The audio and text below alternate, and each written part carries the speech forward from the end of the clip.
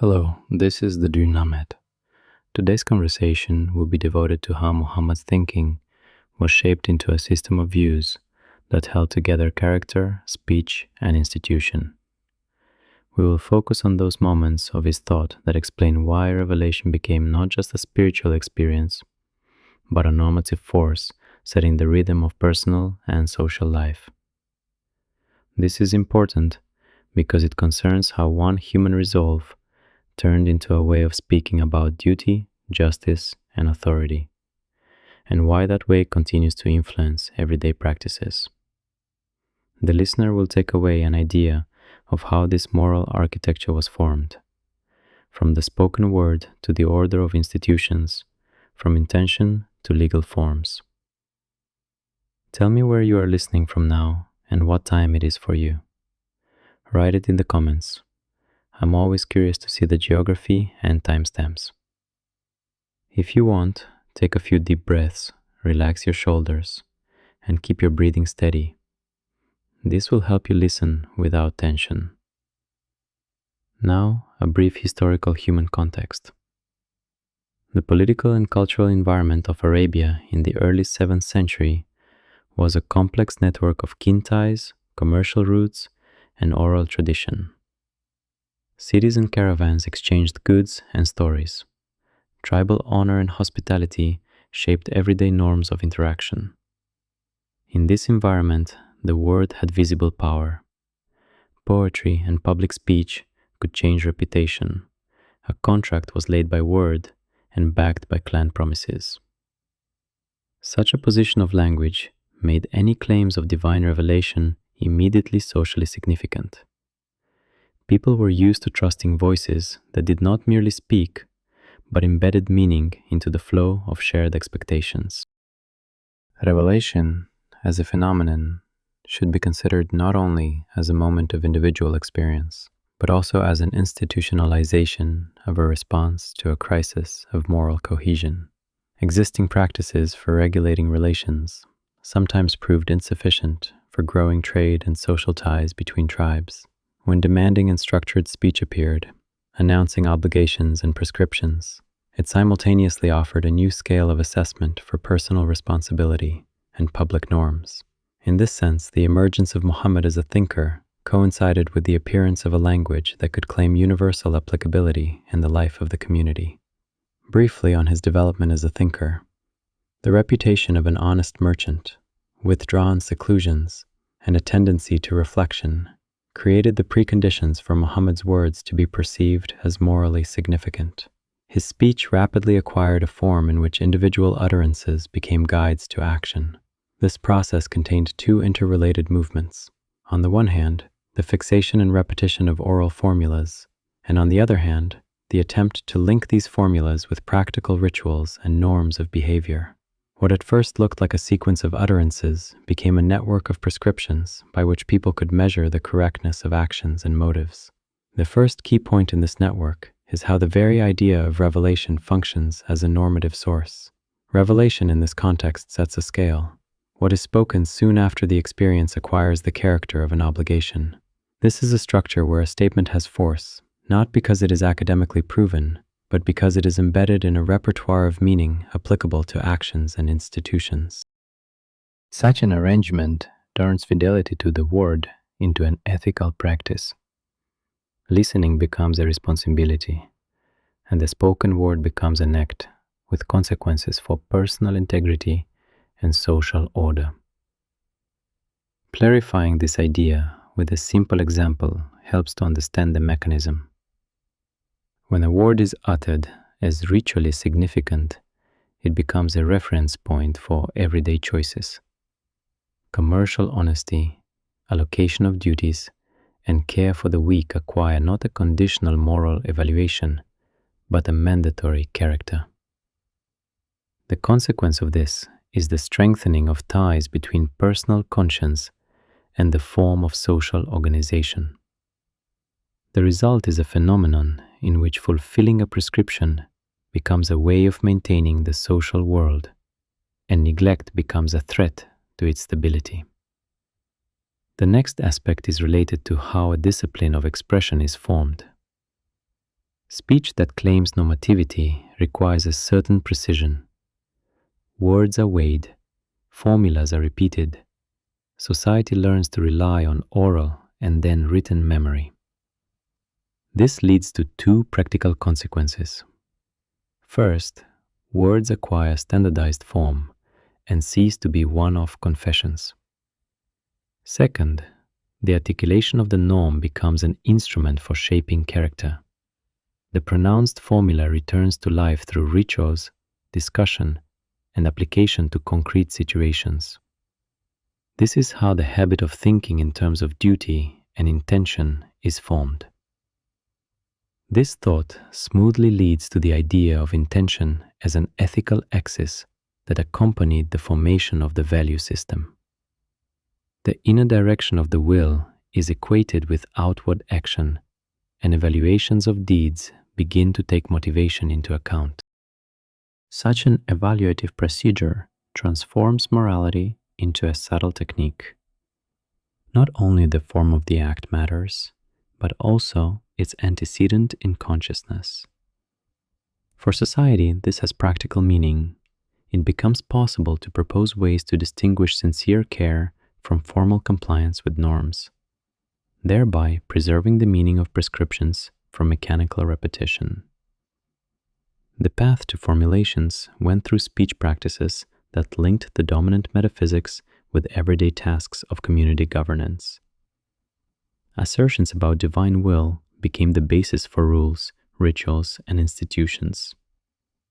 Order emerged gradually through concrete prescriptions for life. This order gained stability thanks to the combination of the spoken word, repetition, and collective practice. And it is precisely this combination that makes Muhammad's philosophy both theoretical and practical. In this system, revelation acts as the primary orienting point that sets not only a set of prescriptions, but also a particular form of moral legitimation. The claim of a divine source changes the character of the addressee. Each utterance ceases to be a personal opinion and acquires the status of an address to which demands of fidelity, consideration, and execution are attached. Such a transformation of speech makes listening an act of responsibility, and the act of execution becomes participation in maintaining the ties that bind the community. When revelation prescribes specific actions, it simultaneously sets a scale for evaluating motives and consequences. Commands concerning help to the needy or honesty in trade function both as norms of behavior and as ways of redistributing moral meaning in everyday practices. These rules are connected with an image of the world in which a private action is perceived as an element of the general order, and therefore rational action includes consideration of consequences for others and for the community's stability. The mechanism of turning the word into a norm relies on practices of repetition and consolidation. The pronounced formula returns through prayer, public recitation, and teaching, creating a constant flow of accompaniment of the norm in people's lives. Textuality appears as a way to fix and transmit meanings. At the same time, corporeal practices and rituals reproduce normative content and make it tangible. Thus, the semantic plane and the behavioral apparatus merge, where meaning manifests itself in concrete actions. The claim of revelation carries an epistemic pretension. It asserts access to knowledge that goes beyond empiricism and everyday logic. This knowledge includes assessment of intentions, inner motivation, and future consequences, which expands the space of ethical evaluation beyond visible deeds. Such an orientation supports the idea that the moral status of an action is determined not only by its external form, but also by the inner direction of will. And it is precisely this that gives the norm and depth capable of restraining behavior from purely mechanical rule following. Political consequences follow the same logic. Revelation becomes a source of legitimacy for decisions and serves as the basis for linking leadership and community. Acts of authority receive moral support if they correspond to declared divine norms. Conversely, ongoing work is required to relate practices of power to what is perceived as divine will. The process of legitimation includes institutionalization, public debate, and the practical adaptation of rules to changing life conditions.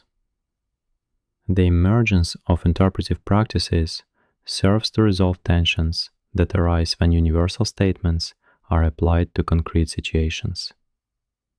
Interpretation appears as a discipline that forms criteria for the proper application of a norm, and at the same time as a stage for the configuration of authorities. Here, questions arise about sources of competence, methods for deriving specific prescriptions, and rules of distance between literal following and consideration of circumstances. The interpretive process creates a special layer of responsibility where significance belongs not only to the word, but to the way it is read. Revelation forms habits and institutions through everyday practice of compliance. Routine actions acquire meaning when tied to a higher goal, and this turns individual habits into elements of collective order. Established rules of diet, exchange, or family obligations gradually become parts of the institutional landscape because their performance is related to the idea of a proper life. In this sense, the moral architecture spreads from consciousness to behavior and then to structural forms of social life. The eschatological aspect intensifies the normative force of revelation by orienting toward final accountability. The idea that actions receive ultimate evaluation endows every decision with deep significance and supports a discipline of compliance. The motive of final reckoning creates conditions for constant mobilization of consciousness, where delayed reward or punishment turns daily duty into part of a broader moral economy. The boundaries of this normative force are defined by conditions of social recognition and practical applicability. Words gain force when the community accepts them as criteria of judgment and embeds them in institutions that support compliance. Technical questions of implementation, the need for specification, and the role of intermediaries make the finished form of a norm the result of a complex network of interactions between speech, memory, and practice. At the same time, every attempt at systematization faces the requirement to be relevant to the concrete tasks of community governance. The peculiarity of the thinking lies in the synthesis of the categorical nature of revelation and the flexibility of practices. This synergy creates a stable link between moral demand and its realization.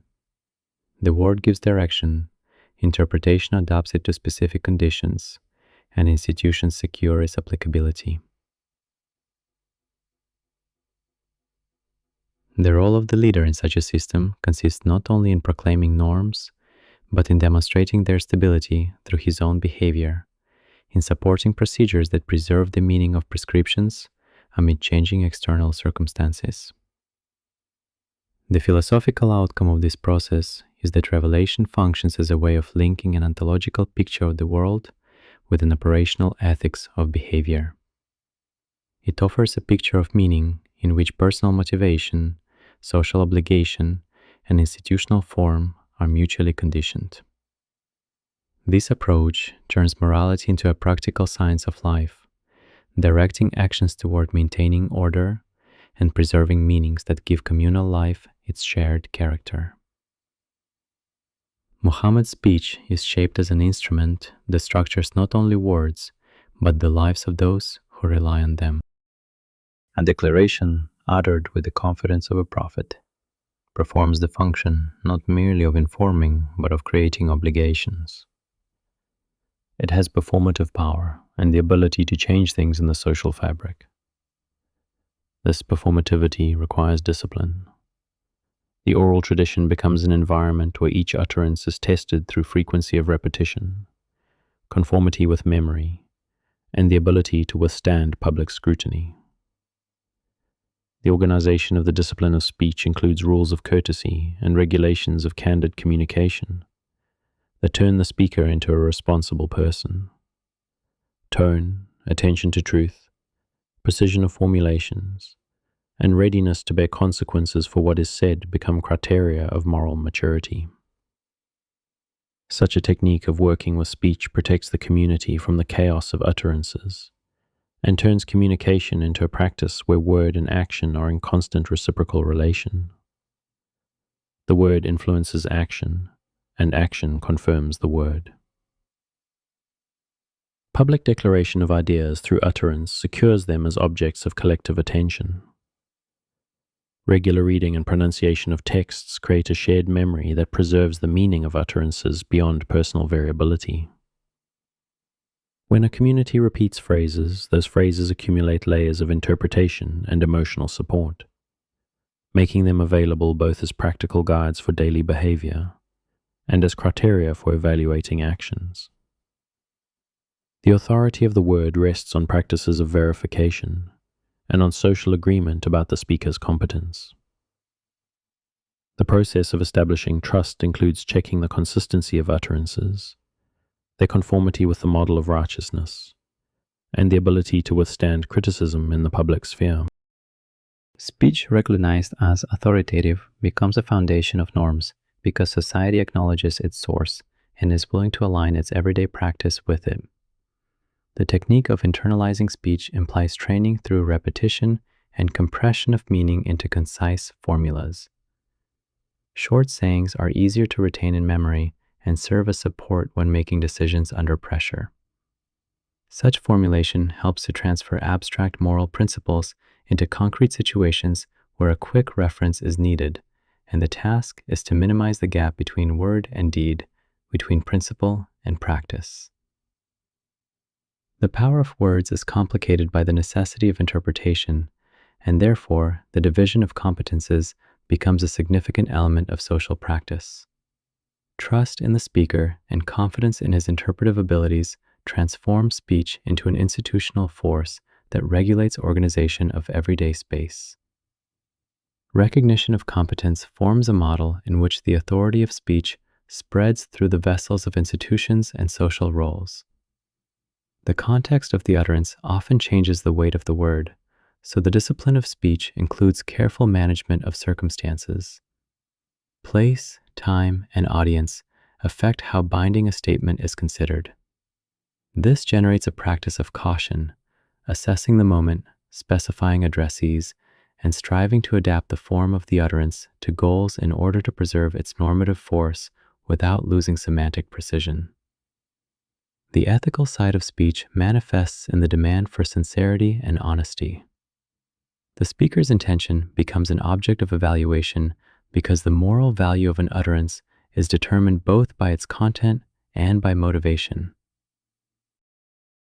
This perspective turns the fight against gossip and lies into an element of educational discipline. Forming a habit of truthful speech is recognized as an integral part of the moral formation of the individual. The practical side of the discipline includes consequences for abuse of speech. Society develops methods of correction, public refutations, reasoned criticism, formal procedures for establishing the truth. These mechanisms channel the energy of speech into constructive directions and reduce the likelihood that words become instruments of destructive conflict. Concurrent concern for reputation and truth serves to consolidate trust. Ritual forms of speech ensure its repeatability and protect it from arbitrary interpretations. Prayer formulas, public oaths, and established texts create channels for transmitting values in a typical, recognizable form. Ritual stabilizes meaning and makes it part of bodily memory. Through regulated speech, morality becomes accessible as an experience, not only as an abstract norm. The connection of speech with law appears in that oral formulas often move into legal regulations. Agreements, oaths, and testimonies gain force through public utterance and are fixed in institutional procedures. Such a transition requires clarity of formulations, agreed criteria of proof, and the development of practices that allow speech to function as a legal resource in dispute resolution. The model of leadership is based on the ability to formulate a clear and powerful word that unites and directs. Leadership speech becomes an instrument for forming a collective perspective and maintaining the community's semantic integrity. At the same time, the leader remains under scrutiny. The correspondence of words and deeds serves as the primary criterion of trust, and the repeatability of promises in actions roots authority. Teaching speech includes passing on the skills of distinguishing correct formulations and recognizing manipulations. Social practice develops a critical attitude towards sources and modes of expression, teaching how to separate impulsive utterance from considered address. This creates a culture of responsible speaking, where a participant is aware of the influence of his words and controls their practical consequences. Finally, the discipline of speech forms an ethical space in which the word becomes a bridge between individual conscience and public order. Speech acquires the status of an act of responsibility, and its repetition and institutionalization turn separate utterances into long-term orienting points. The center of ethics in Muhammad is connected with directing the volitional act inward into consciousness, with what precedes the movement of the hand and the word. Intention appears as a criterion that gives the act meaning and measures its moral value. Action without inner direction remains an empty shell, and directed aspiration turns an ordinary gesture into an act of significant duty. This idea turns everyday choice into a field of moral work. Each decision gains weight depending on the inner attitude with which it is made. From this follows the demand for constant reflection, the habit of checking one's impulses before realizing them. Describing the mechanism of intention implies understanding it as a combination of motive, goal, and conscious plan. Motivation forms the background, the goal orders the energy, and the plan gives shape to the action. All three elements interact and create varying degrees of moral responsiveness in society. The psychological aspect of intention manifests itself in a person's readiness to see a distant goal rather than be satisfied with immediate gain, and in the discipline of restraint that ensures conformity of the act to that goal. Practices of self-control and regular reminders serve as technologies for forming intentions of a stable character. The social consequences of attributing weight to intention turn out to be diverse. Evaluating actions through the lens of inner direction creates a system of incentives for sincerity and responsibility, because society begins to value not only the result, but also what motivated it.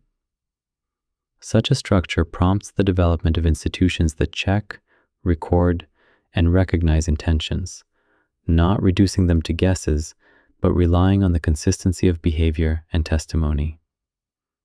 A coordinated practice of assessing intentions reduces the likelihood of abuses of form, because reputation, repeatability of actions, and public testimony become the criterion of trust.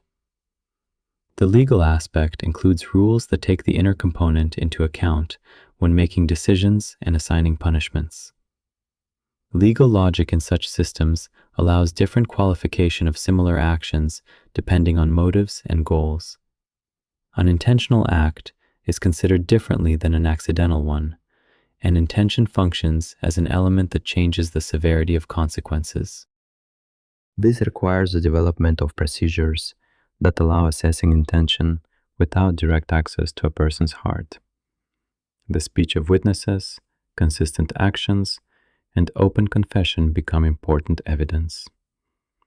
Such practice makes law a more subtle instrument of ethics, because it seeks not only to remedy harm, but also to encourage the right inner orientation. The limits of applying the principle of intention are linked to epistemological difficulties and moral risks. Reading internal causes remains a partially inaccessible task, and therefore cautious principles of verification and assumption operate. Society must seek a balance between the demand for sincerity and the necessity of practical evaluation of conduct, devising rules of presumption and rules of admissible evidence. Acceptance of amnesty, acknowledgement of mistakes, and acts of repentance become part of this institutional calculus.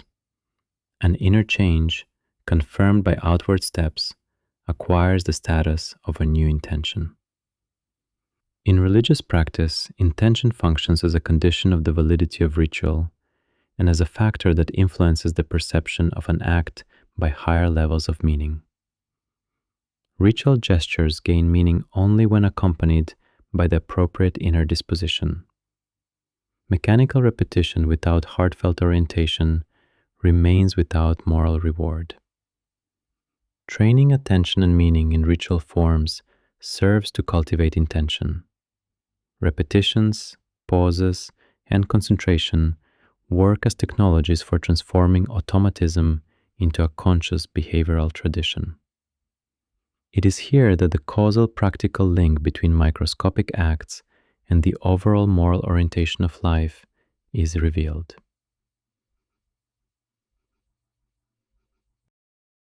An ethical theory constructed around intention presupposes a fine-grained scale for evaluating motivation, signs of sincerity, and the degree of autonomy of choice. An intention that arose under pressure of circumstances has a different status compared with an intention formed as the result of free reflection. Distinguishing these degrees allows one to separate levels of responsibility and to distribute moral assessment fairly. A system of rewards and punishments that takes such nuances into account requires developed moral intuition and institutional maturity, since simple recipes do not cover all variations of motives. Such ethical sensitivity creates a culture in which intention acquires corporate and personal significance simultaneously. The problem of testing sincerity stimulates the development of practices oriented toward publicity and transparency of intentions. Declarations of motives, oaths, and collective actions serve as ways to make inner orientation visible to the community. Such procedures create conditions for accountability. If an intention becomes the subject of public testimony, it ceases to be exclusively an intimate matter and acquires a social function. This reduces the space for hypocrisy and strengthens mutual reliability, because society gains instruments for confirming and correcting directions of will. The cultivation of intentions occupies a central place in pedagogical practice, since forming stable motivation requires time, examples, and exercises. Sets of small tasks that require repeated voluntary sacrifice for a common goal strengthen the habit of acting with a higher purpose. Educational techniques use stories, minimal checks, and gradual complication of requirements as ways to train volitional orientation. In this sense, education becomes an ethical exercise, where knowledge is joined with a form of life, and where the pedagogical aim is not merely to transmit rules, but to form an internal compass. Justice in Muhammad is presented as an organizational principle of social life, where the balance of duties and rights serves as the correctness of relations. The emergence of a judicial norm or a public prescription is regarded as an attempt to order interactions so that no one is left deprived of their share of respect and protection, and so that no one abuses their position for personal gain. In this understanding, justice becomes a stable architecture of everyday life that regulates the distribution of goods, responsibilities, and punishment by rules sensitive to the context of the act. The formula of justice includes the idea of mutual responsibility. Each legal or moral bond is considered through the prism of the duties of persons and their consequences for the community. Claims of rights do not exist in a vacuum. They contain a correlated set of obligations. This vision translates abstract principles into concrete rules of behavior. When a conflict of interests arises, the guides of justice help choose the degree of intervention, ensuring that intervention is proportionate and serves the restoration of social symmetry. Procedural justice receives separate attention. A decision about rights requires open procedures, understandable criteria, and the opportunity to present evidence, because lack of transparency undermines legitimacy. Procedure is constructed so as to minimize arbitrariness in the evaluation of testimony and motives. Sequence of actions, the character of communication, and public witnessing come to the fore. The approach to procedures calls for building institutions where rules of evidence and steps of decision-making are systematized and open to critique. Distributive justice in Muhammad's text receives a practical interpretation through duties of generosity and redistribution. The idea of transferring part of one's wealth to those in need is understood as a social discipline directing economic energy toward preserving social stability. Mechanisms of redistribution are formalized by rules of participation and specific obligations for wealthy members of the community, which reduces the likelihood of extreme inequalities and strengthens the link between personal prosperity and the public good. Punitive justice is considered through the prism of correcting harm and restoring balance, rather than through a drive for revenge. The system of sanctions allows for varying degrees of response, depending on intention and consequences of the deed. The size of punishment and the manner of its execution strive to correspond to the nature of the harm caused and to the possibilities of rehabilitating the offender. The approach to punishment includes elements of publicity, requirements of confession of guilt, and steps to restore the harmed party, which make punishment part of a broader social therapy. When assessing offenses, attention to intention remains key. Intention functions as a mode that changes the qualification of an act and consequently the nature of the consequences. The evidentiary basis is built through testimony, sequence of behavior, and contextualization of acts, rather than simply on the result. Such an approach reduces the likelihood of errors in adjudication, since it encourages deeper analytical work to uncover reasons and goals of actions.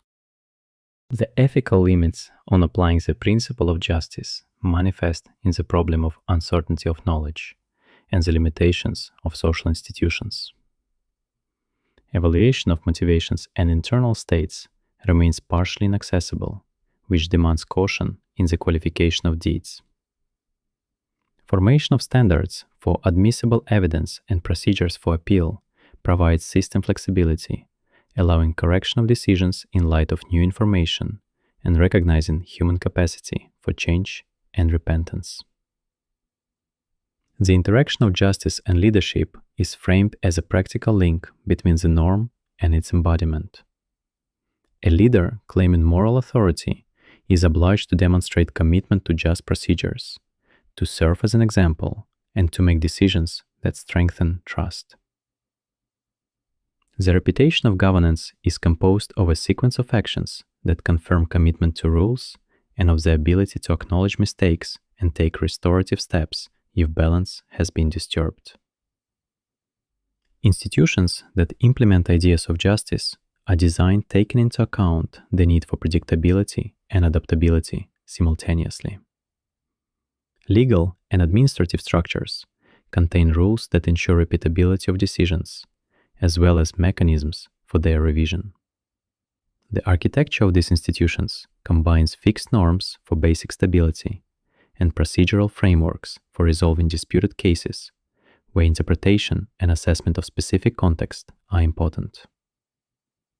A culture of justice is cultivated through practices of ritual and education, where habits of relating to others and notions of duty are formed gradually. Normative attitudes are consolidated in everyday practices, where acts of recognition, public promises, and collective obligations serve as means of transmitting values from generation to generation.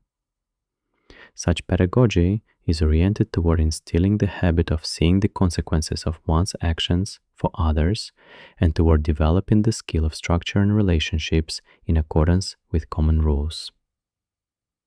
The interpersonal level of justice includes an aesthetic component of fair treatment.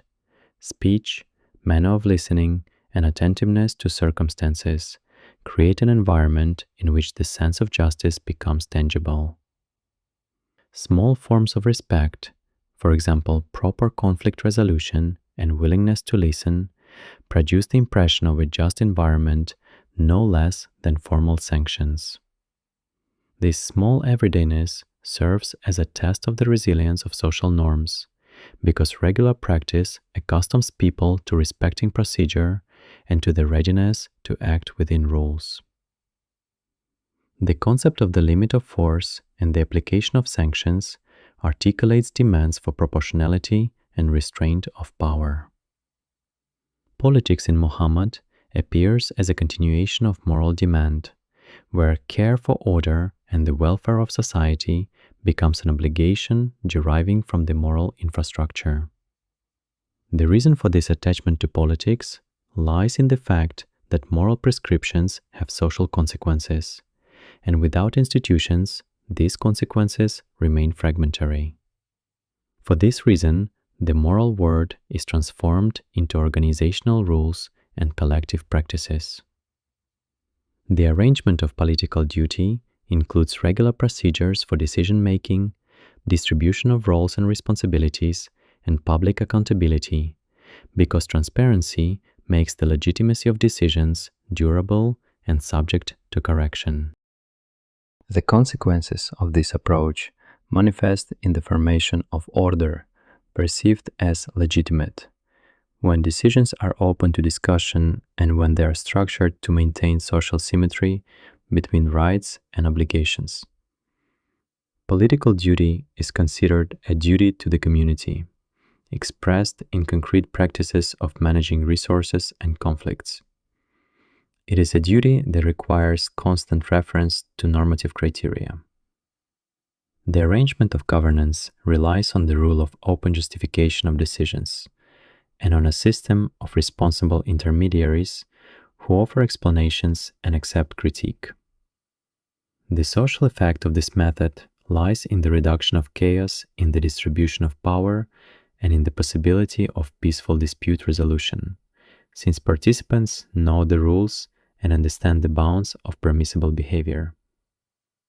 Muhammad's particularity consists in the fact that the legitimation of power is always connected with the moral content of rulers' actions, not only with their effectiveness. Political activity includes concrete techniques for regulating everyday life, a set of norms for land distribution, the organization of supplies, rules of exchange, and forms of collective solidarity. These practices form habits and expectations that later become social reflexes. Management procedures are designed so as to minimize arbitrariness and create predictable responses to recurring situations.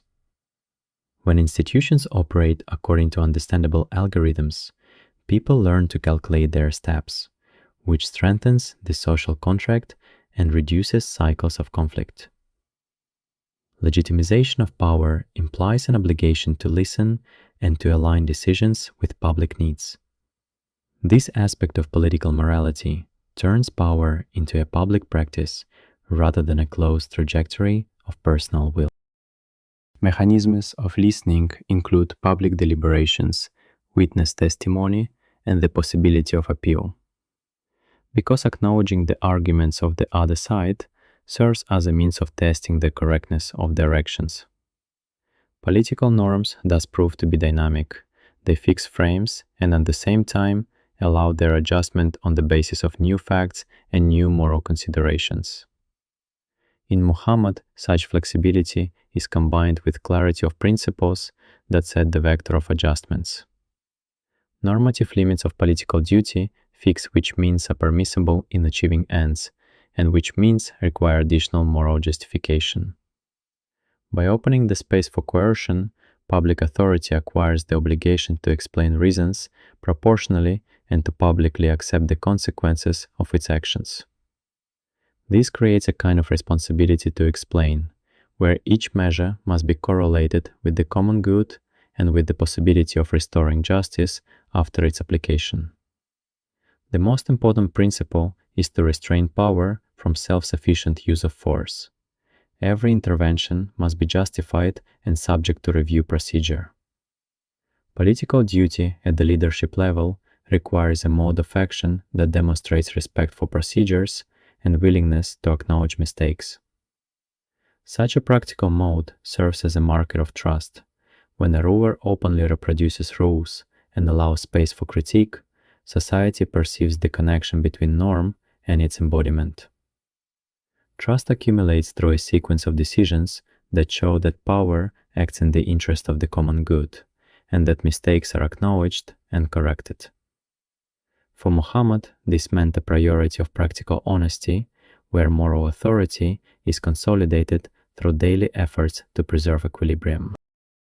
The boundaries of responsibility include the obligation not to oversaturate politics with regulation of private life without clear public benefit, as well as the requirement not to tie political authority to personal privileges. This type of limitation draws attention to the principle of proportionality. Interventions in the freedom of individuals are measured against the threat to the public good. This creates a balance between active regulation and respect for autonomy, which facilitates social integration. For Muhammad, the principle of proportionality functions both as an instrument of control over power and as a means of supporting social trust. Politics contains educational potential because, through regulation and public practices, a civic ethic is formed. Norms of behavior become not only prescriptions, but also material for upbringing, where citizens internalize notions of duty and responsibility. Institutions that govern public life also bear the function of cultivating habits that are then reproduced outside official contexts. In this sense, political duty includes the obligation to create conditions for the formation of moral habits. The question of legitimization takes the form of consent and effectiveness simultaneously. Power requires recognition of its moral foundation and the readiness of society to follow rules, as well as the ability to achieve socially significant results.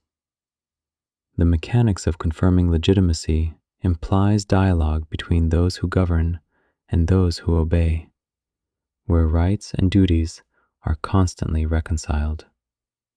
The result of such mechanics is mutual adaptation, in which political decisions become more stable and less prone to destabilizing reactions. Ritual appears as a technique for forming character and memory, where a sequence of actions becomes a bearer of meaning and discipline of behavior. This approach regards the body and repetition as the main instruments of moral pedagogy. Through organized movement, gesture, and word, a firm habit is formed, capable of withstanding the test of time and pressure of circumstances. Repetition turns prescription into automatism, and automatism serves as an environment for consolidating intention. The mechanics are simple. Regularity removes the burden of volitional effort in each separate act, allowing the inner orientation to align around a stable signal. Sound, rhythm, posture, and time of day act as indicators for attention. They structure consciousness and prepare the field for moral choice. The general rhythm of community life is created through synchronization of collective practices, and this synchronization functions as a social framework. When groups of people follow a common schedule, their expectations align, communication is simplified, and the risk of accidental conflicts is reduced. Ritual here becomes an instrument of coordination that makes behavior predictable in terms of social coherence. The pedagogical function of ritual manifests in the gradual transfer of responsibility from external regulators to the internal core of the person. The first steps are accompanied by control and guidance. Then external control weakens, and the required actions become part of character. The educational dynamics include encouragement of repetitions, correction of errors, and creating positive feedback for sustained performance. Ritual operates as a system of codes in which symbols and actions carry normative content. Symbols function as compressed arguments. They remind of values and obligations without the need to argue each time. The effect of economy of meaning ensures the constant presence of these arguments at the core moments of community life. Training within ritual develops emotional resilience and the ability to endure trivial and existential difficulties. Step-by-step practices strengthen patience, form self-discipline, and reduce the tendency toward impulsivity. Such a change of character is measured not in a single act, but in a sequence of sustained behavioral patterns. Rituals preserve and retell collective memory, transforming historical events into repeatable signs. In each repetition, history comes alive and receives a new interpretation that takes into account current conditions and transmits key meanings to subsequent generations. The mechanism here is that action holds a narrative, and the narrative justifies the action. Flexibility of practice allows adapting the form of ritual to new circumstances, while the core of meaning is preserved. Interpreters and responsible intermediaries read the context and propose adjustments that maintain connection with fundamental principles. This procedure supports the viability of the practice amid changing social structure and technological transformations. Ritual carries the risk of rigidity when form obscures meaning and repetition becomes an end in itself.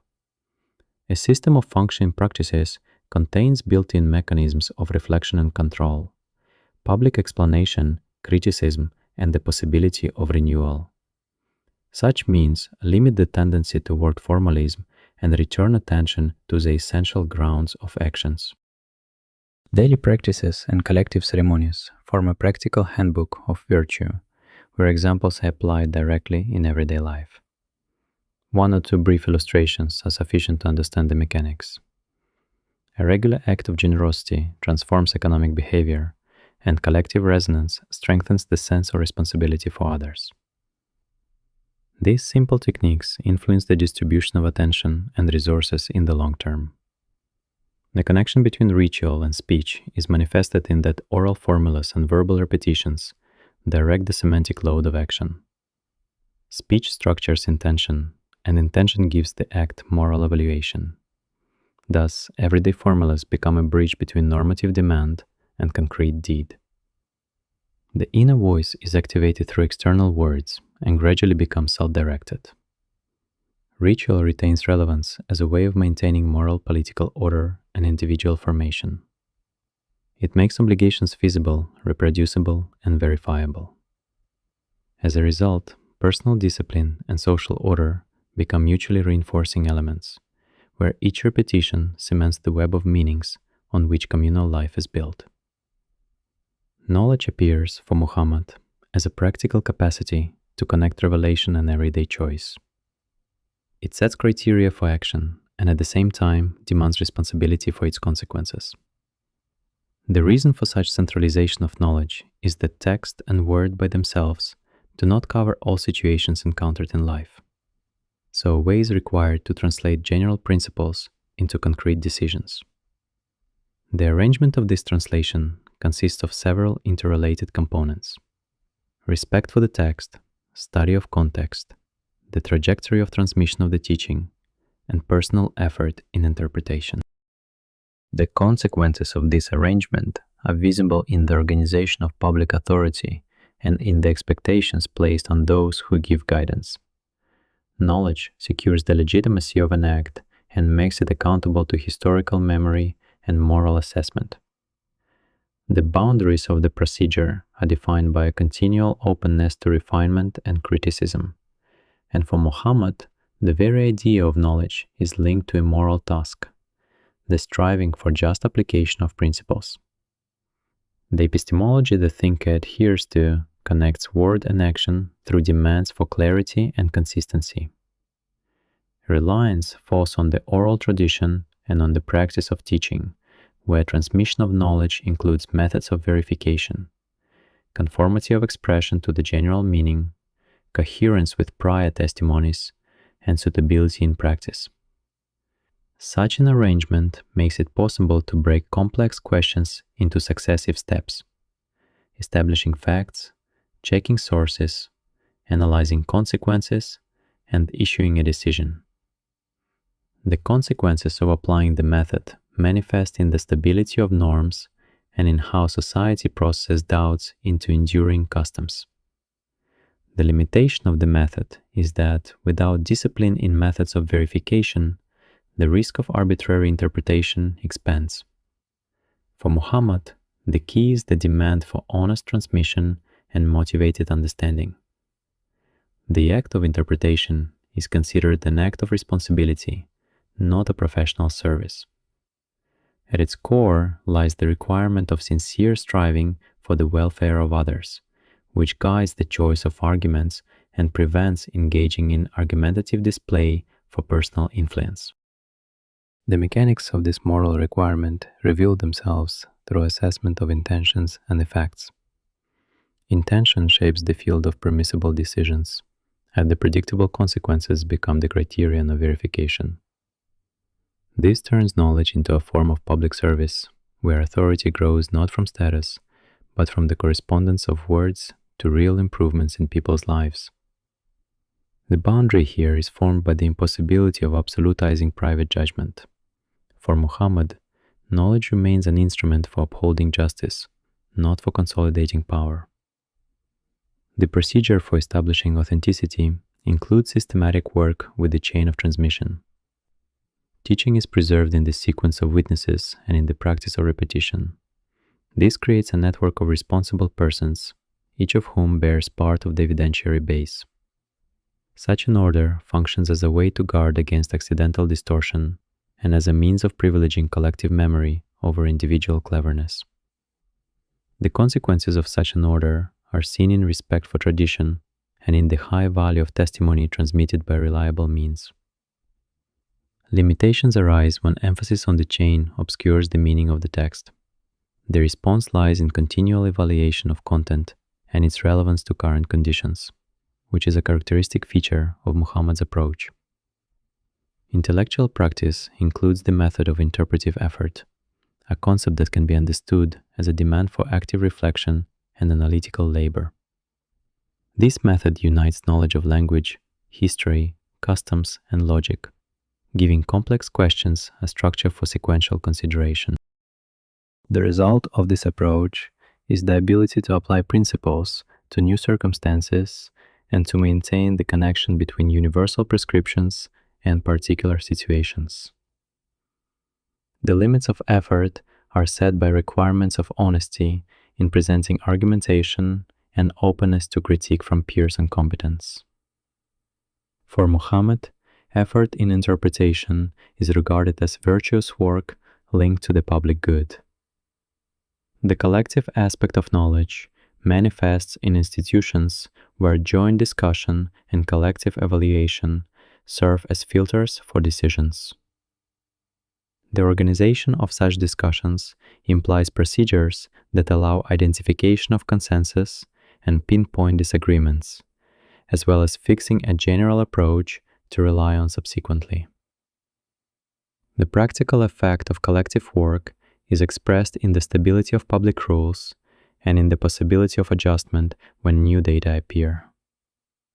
At the same time, the frames of the collective approach ensure a balance between individual initiative and public responsibility. Muhammad's concept ties such collectivity to the idea of the common good and responsibility to the community. Ethical demands on bearers of knowledge set a model of the knowing person. Attentiveness to truth, humility before the incompleteness of understanding, and readiness to correct mistakes. These qualities are realized through the practice of teaching and conduct, where authority is confirmed by practical honesty and consistency. Such a moral criterion makes knowledge a means of cultivating trust, and trust becomes a resource for effective communication and governance. The limitations of the moral standard are human weaknesses, which are subject to public control and internal discipline.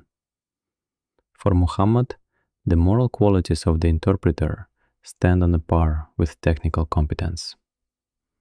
The internal dynamics of interpretation touch on the relation between the meaning of a word and its application in time and place. Interpretation requires attention to the word as a living fabric that enters into relations with a concrete situation. The analysis includes historical background, the purpose of the prescription, and the real needs of people. This allows one to build practical solutions and to justify adjustments of form without breaking the semantic link. Mercy appears as a requirement that makes a moral rule flexible and humane, giving a norm the capacity to take into account the vulnerability of a particular person and circumstance. It functions as a moral skill of discerning degrees of culpability, the force of circumstances, and possibilities for remediation, while at the same time posing questions about the limits of compassion. This skill requires practice. It is not enough merely to wish to alleviate someone else's plight. One must be able to relate intention, predictable consequences, and collective responsibility. In this, key mercy ceases to be an emotional flash and becomes a moral act with structure and reasons. A concrete situation often clarifies how mercy is arranged in practice. When a community faces a person who violated a rule due to need or error, the response may include mitigation of sanction, assistance toward restoration, and an obligation to make restitution. In this set of actions, each link has its role. Mitigation relieves the severity of punishment. Assistance reduces the risk of repetition. Restitution restores the trust of the victims. Such a practical set demonstrates that mercy organizes the situation according to the principle of restoring the health of social ties, not vague indulgence. The philosophical basis of the concept consists in recognizing the significance of an inner commitment to the good of the other as a criterion for evaluating actions. Mercy directs attention to questions of what it means to act for the common good when human weaknesses are at stake. This orientation transforms the aims of legal and moral practice. No norm satisfies human meaning if it lacks means for returning a person to the world of relationships. Consequently, mercy becomes a way of reconciling norms and life goals, giving rules a final orientation. Institutional incorporation of compassion requires developing procedures that make manifestations of mercy transparent and accountable. Introducing criteria for mitigating circumstances, mandatory reasoning when issuing decisions, and mechanisms of appeal creates a structure in which compassion gains legitimacy and limitation simultaneously. Such procedures help distinguish purposeful assistance from arbitrary inclination. They ensure the stability of public practices and protect the weak from new injustices that arise under the guise of benevolence. The limits of manifestations of compassion are determined by considerations of preserving public order and protecting the rights of those who suffered. There are forms of behavior where applying leniency requires special caution. When pity can cause harm to third parties or strengthen the powerlessness of the vulnerable. In such cases, compassion is translated into measures that both lighten the plight and reduce the likelihood of repeated harm. This approach treats compassion as an instrument of long-term security for all members of the community. Assessment of the motivation of the one who shows mercy is a required element of moral scrutiny. Intention is determined through the sequence of actions and their connection to real improvement in the situation of others. A motive oriented towards sincere assistance is confirmed by practical steps to restore justice and reduce harm. Inner motivation serves as a filter against the use of compassion for personal gain or for building political capital. In this sense, the morality of actions is seen through the prism of the consistency of words and deeds. Rituals and everyday practices play a role in cultivating the habit of mercy. Regular acts of assistance, collective rites of remembrance of hardships, and practices of mutual aid form in people a routine that makes compassion part of character. These practices have an instructive effect. They develop the emotional perception of need, train the capacity to evaluate the consequences of help, and strengthen collective solidarity. As a result, relations within the community gain stable channels for expressing care that carry over into legal and administrative spheres. Collective discussion of cases of mercy acts as an arbiter that helps align private intuitions with common standards. Public deliberations create a space for explaining reasons, discussing consequences, and developing shared criteria. Such discussions support trust and reduce the sense of arbitrariness when decisions are accompanied by public justifications and accountability. Institutional practice of collective evaluation becomes a guarantee that compassion will not turn into a means of personal preference. Ethical uniformity of manifestations of mercy requires standards that limit arbitrary selection of those to whom it is available. The principle of transparency and the requirement to explain motivation create a framework for fair application of compassion. Within these frames, there must be room for individual flexibility, but it is supported by public accountability and clear criteria. The rationale for this approach lies in the recognition that mercy strengthens the social fabric only when it is extended with regard for the needs of all who depend on common rules. The moral architecture of mercy gains additional depth through an eschatological perspective as a moral orienting principle regarding responsibility before higher claims of meaning. The notion of final judgment and of eternal responsibility gives further significance to human actions. Mercy, in this perspective, becomes a way of living in accordance with the idea of ultimate justice. This links everyday decisions to the mission of forming a society where mercy is not accidental kindness, but a practice aimed at the eternal good. The social consequences of properly arranged mercy manifest in the reduction of cycles of hostility, in the restoration of broken ties, and in the strengthening of the legitimacy of institutions.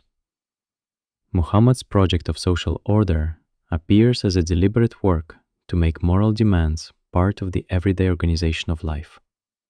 The aim is for the words of faith, criteria of intention, and the meaning of mercy to acquire institutional forms that operate continuously and predictably.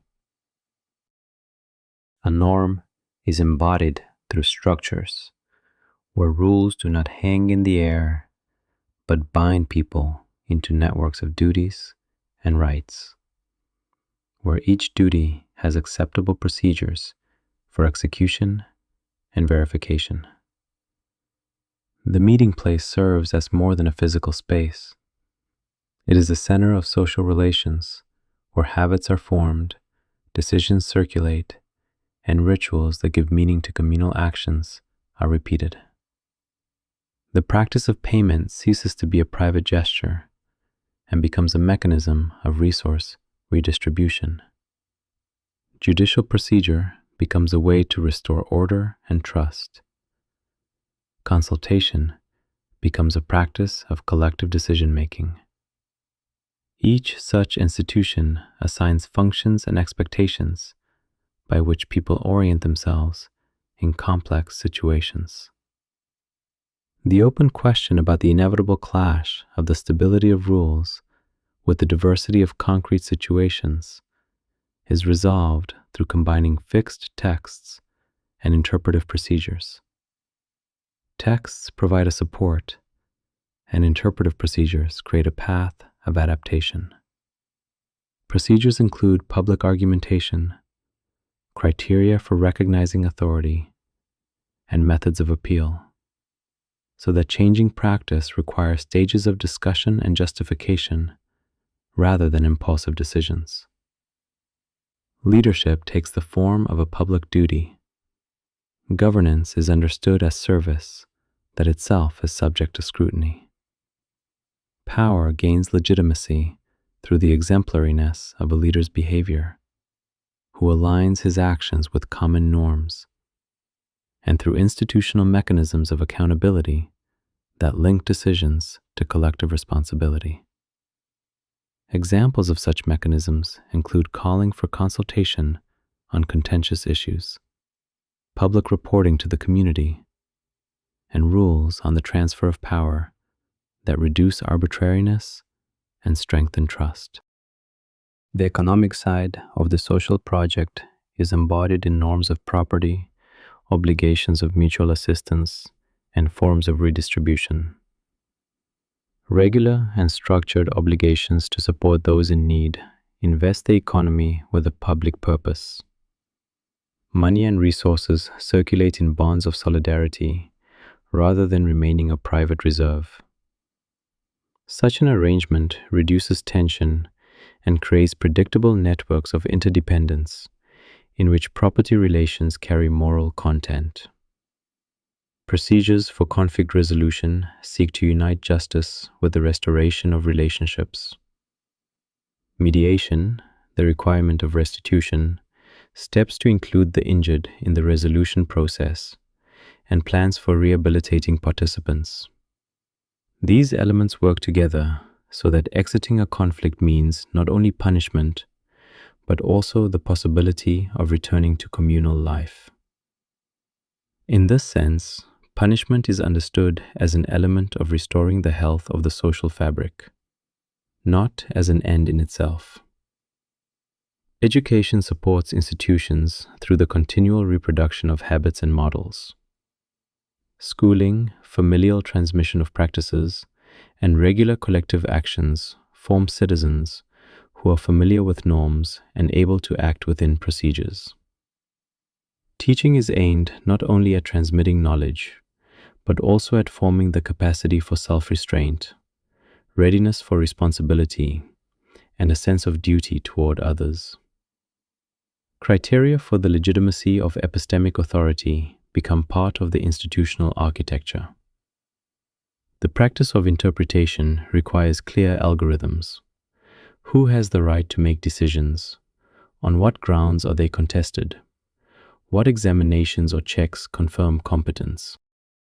Transparency of these rules reduces risks of arbitrariness and helps align private intuitions with public standards, lending trust to acts of interpretation. The community's memory is constituted through the canonization of customs and the fixing of precedents, which gives institutions stability. Preservation of materials, recording of judicial decisions, and systematization of norms and examples of behavior create a corpus of practices to which one can turn. This corpus functions as a guide explaining why certain decisions were made and serves as a basis for educating new generations. Institutions simultaneously consolidate order and serve as engines of moral advancement. They offer a stable platform for everyday interaction, while leaving room for striving toward ideals of justice, compassion, and responsibility. Such an architecture demonstrates that organizations do not exist for procedures alone. They are created for human capacities to live in ties where morality becomes habit and practice. External relations of the society are regulated by the same principles. Treaties, rules of trade, and rules of hospitality secure predictability and reciprocity. And diplomacy is framed as a continuation of moral obligations. The practice of conducting relations with neighbors establishes frameworks of expectations and sanctions that support peaceful cooperation and economic exchange. The institutional project requires constant labor to preserve the balance between the letter and the spirit of norms, between bureaucracy and moral meaning. Forming durable procedures, developing the competencies of interpreters, and cultivating a civic culture turn the idea of a just society into practical reality, where discipline of word and attention to intention meet concrete mechanisms of accountability. This labor makes social order alive and capable not only of maintaining order, but also of sustaining human dignity in everyday affairs.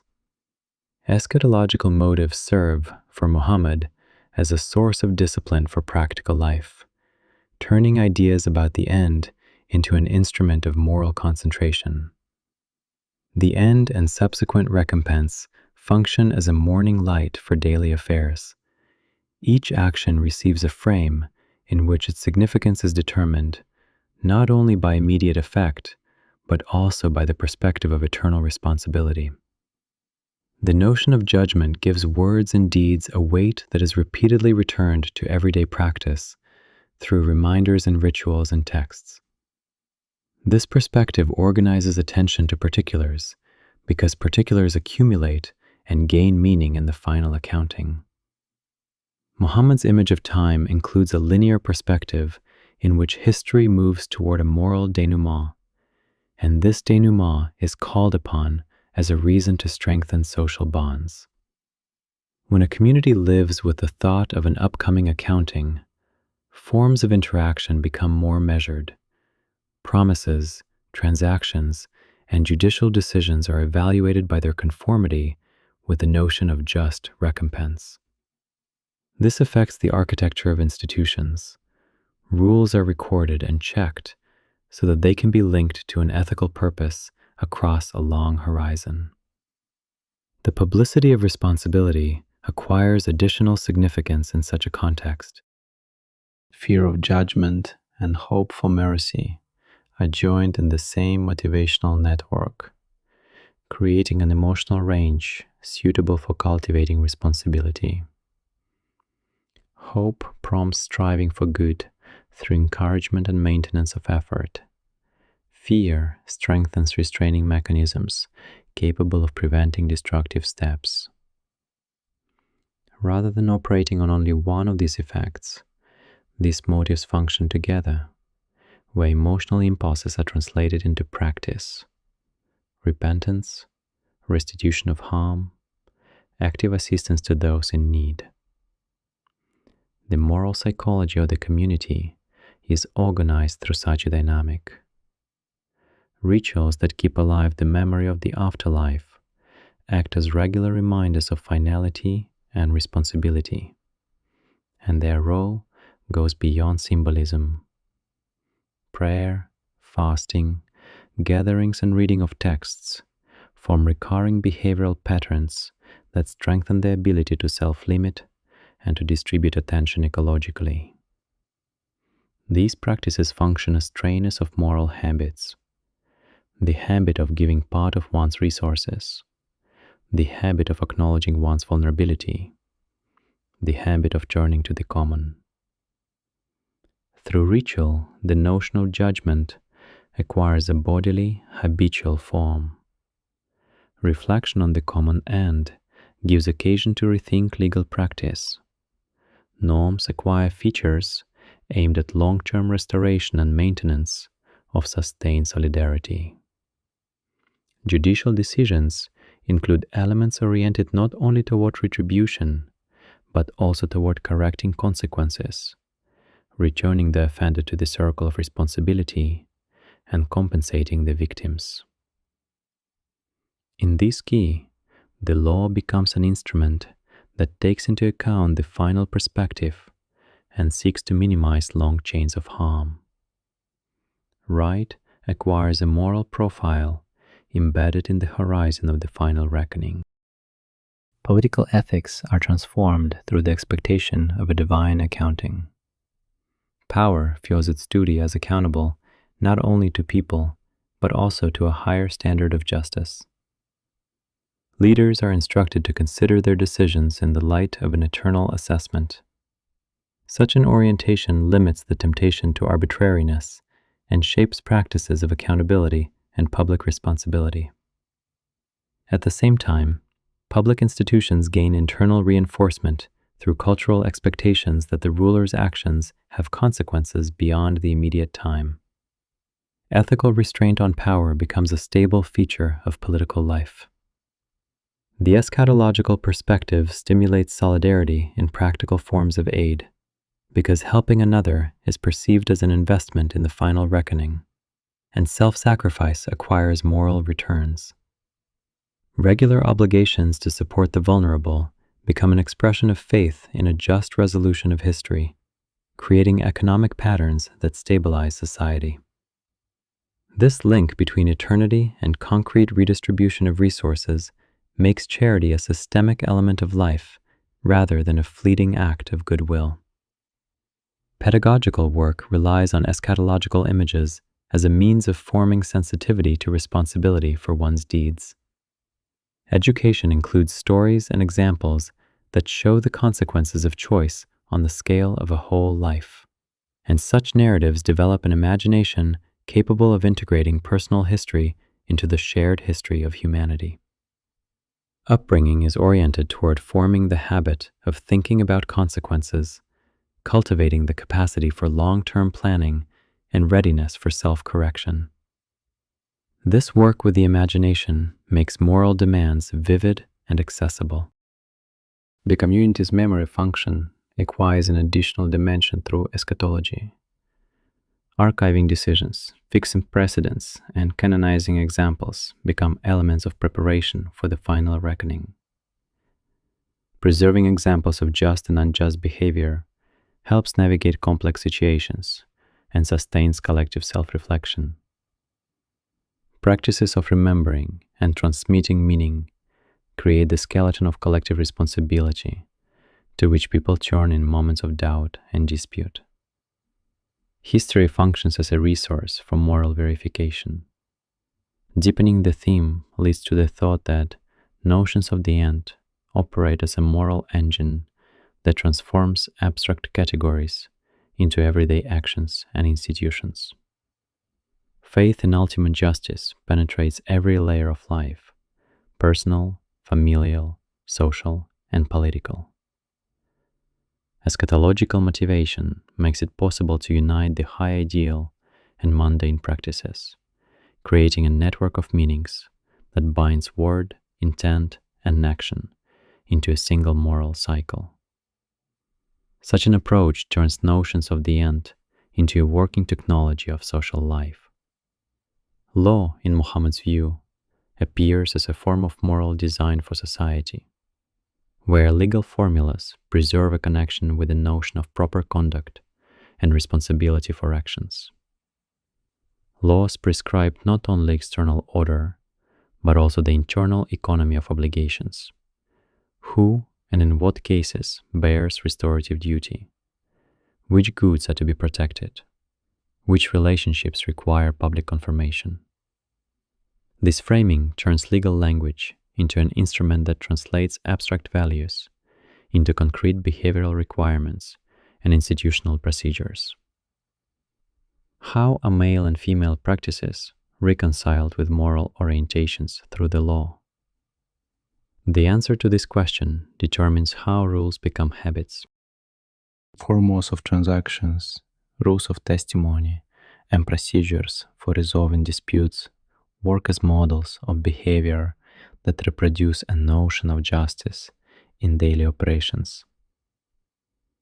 Every legal prescription contains a criterion of assessment: intention, action, consequence, and the manner of restoration.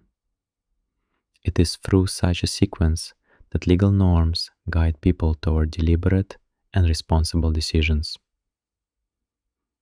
An illustration of this connection is visible in economic rules, where the distribution of property and the establishment of inheritance shares reproduce the community's moral priorities. Distribution carries ideas of attachment, responsibility for kin, and respect for ties to the past and future.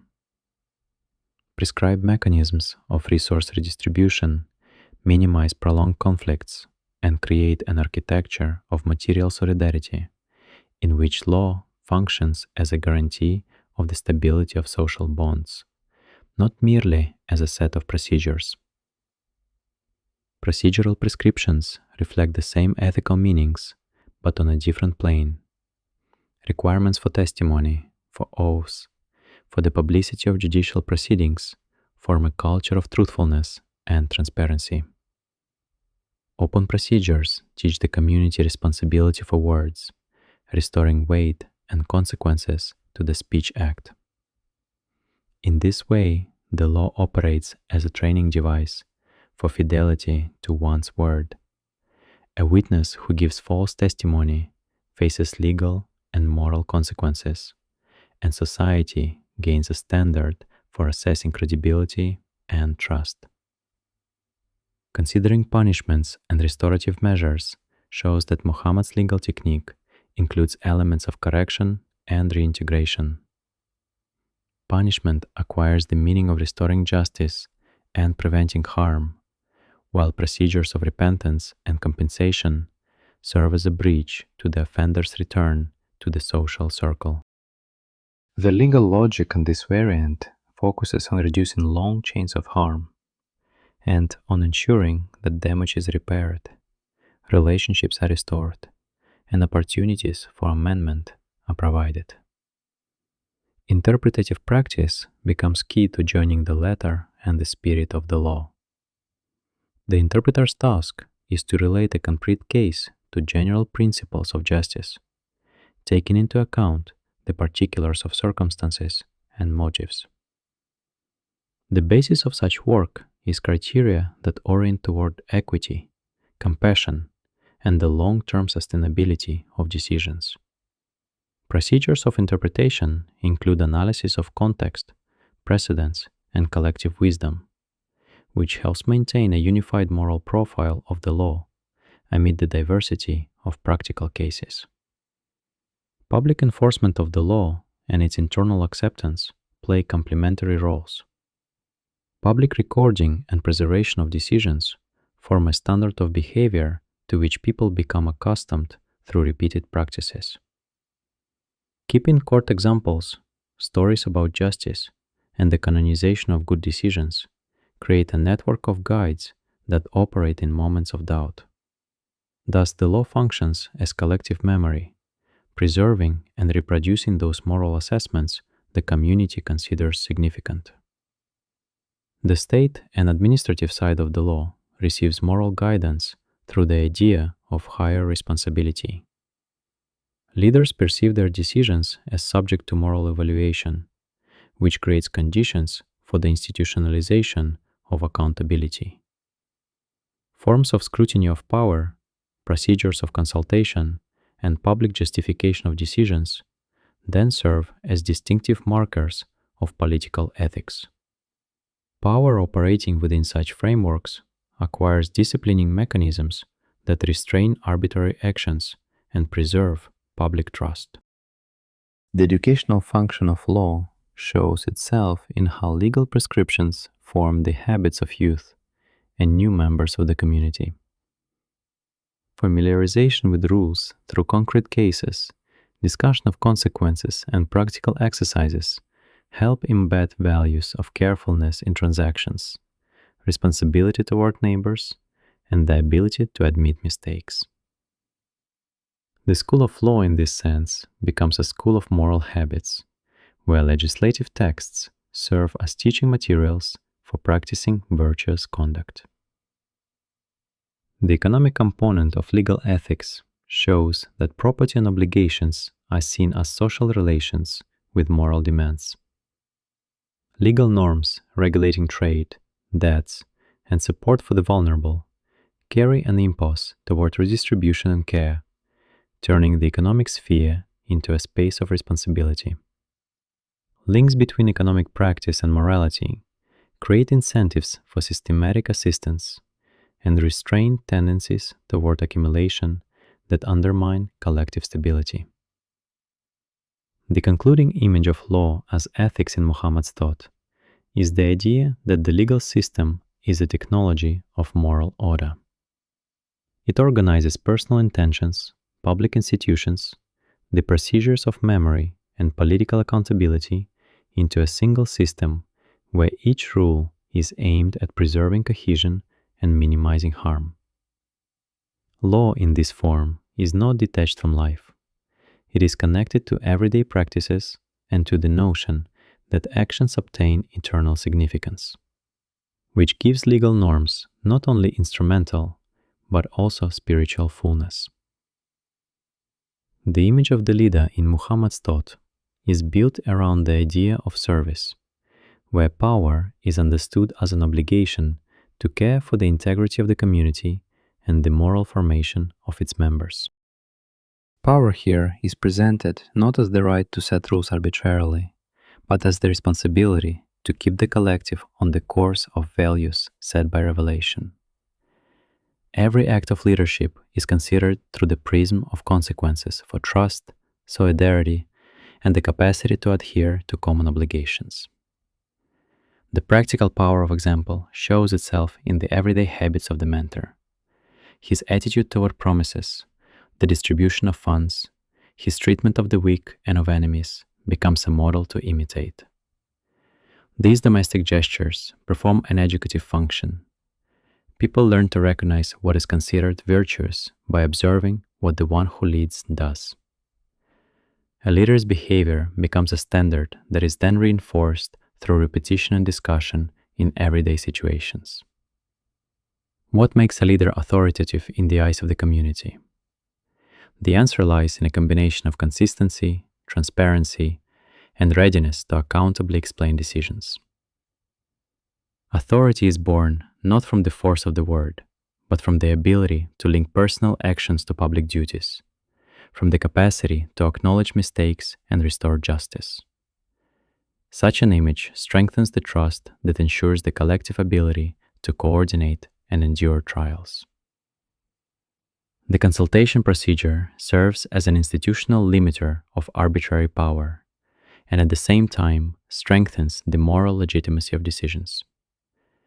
Including people in the discussion promotes integration of different viewpoints and reduces the risk of unilateral judgments. The very fact of consultation lends decisions durability and forms in subordinates the expectation that their opinion matters, which enhances the sense of community and personal responsibility. Openness of the leader's actions is an important element of disciplining speech. When decisions and their justifications are available for public scrutiny, claims of honesty are tested in the social space. Open reporting serves as a guide for assessing actions and creates a practice of respect for purity of intent and transparency of processes, which reinforces a cultural habit of honest dialogue. Modesty and renunciation of luxury prove to be a strategy for strengthening trust. A leader's modest needs make the community's priorities visible and reduce the temptation to abuse resources. Economic decisions made with regard to the needs of the vulnerable reveal the ethical component of governance. Power is understood as guardianship aimed at preserving ties, not as a means of increasing personal well-being. Correction mechanisms are important for returning the offender to the circle of social responsibility. Procedures of admitting error, compensation, and repentance restore trust and reduce resentment. A restorative logic of governance directs efforts not toward perpetual exclusion, but toward creating conditions for amendment and reintegration, which prevents escalation of conflicts and the breakdown of mutual support networks. A leader's charisma retains its force when it is tied to moral discipline rather than arbitrary self-rule. Charismatic influence acquires durability only when attached to norms and continually confirmed through just practices. Personal admiration is transformed into trust if accompanied by consistent actions, a willingness to self-scrutinize, and respect for established procedures. The role of example extends beyond personal conduct and permeates educative practices. Young people and new community members internalize norms by observing leading figures, by participating in shared rituals and community affairs. Images of leadership include tasks of teaching, demonstrating patience, the ability to share knowledge, respect for the experience of elders, and care for the weaker. Maintaining rules for the use of force requires ethical control. Decisions about conflict and community defense must pass through criteria of minimal harm and proportionality. Ethical frameworks define which means are permissible and require the leader to preserve humanity even under threat. Such constraints serve to safeguard future relationships and to prevent destructive cycles of revenge. Organizing power through the distribution of duties and limitation of authority creates durable practices of leadership. Having delegated roles, responsibilities for specific spheres, and procedures of accountability forms an architecture in which personal power becomes a manageable element of the system. Such institutionalization helps avoid concentration and ensures continuity of managerial standards. Stories about a leader's deeds function as repositories of norms and as instruments of moral education. Narratives about decisions, mistakes, and corrections become teaching material for future generations. They create images by which actions are judged in new circumstances. Collective memory thus performs the role of a moral compass, preserving examples to which people turn in disputes about duty and justice. Awareness of life's finitude affects the style of leadership, giving decisions a depth of responsibility before eternity.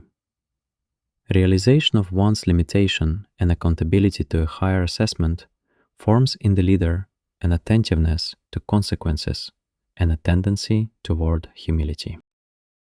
This forward-looking perspective makes actions calculated and oriented toward the long-term cohesion of society, rather than short-term gains.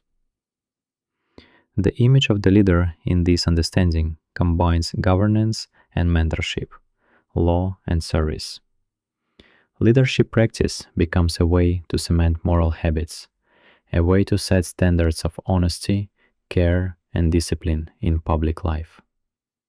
The model of power here is an adaptation for forming durable relations, where the example of one shapes the behavior of many, and where the moral maturity of the leader becomes a condition for the viability of the whole community. Property in Muhammad's view is conceived as a trust bestowed on a person to fulfill obligations toward others and toward the final assessment. This turn renders possession less as a right to dispose at will than as an obligation to maintain the community's cohesion and serve its needs.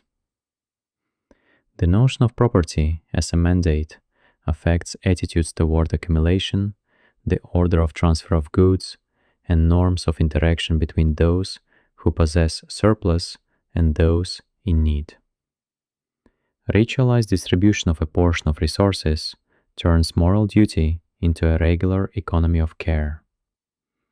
A system of obligatory assistance is built into everyday life.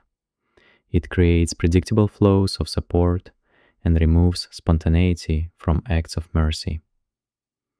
Such an institutional approach makes redistribution not a one-off gesture, but part of a stable practice in which solidarity becomes a measurable characteristic of social life. Intention imparts a moral dimension to the transaction. Price and contract are important, but significance is gained by the motives that led to the exchange.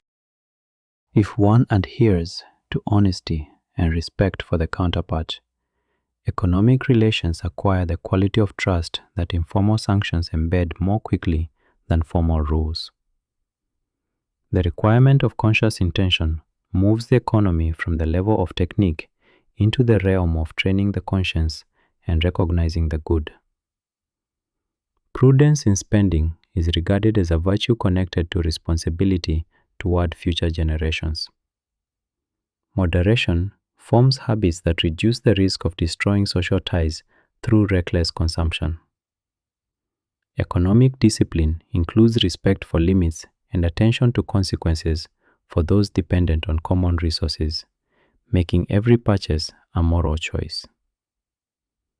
Work acquires meaning not only as a source of income, but as a means of self-realization and service. Fair compensation is viewed as the duty of those who distribute the fruits of labor and as the right of those who work. These provisions set criteria for evaluating the economic order. Respect for labor, protection of the weak in payment mechanisms, and recognition of contribution to common life become central moral tasks. The market appears as a place where social capital is tested by the honesty of transactions, the accuracy of measures, and respect for one's word.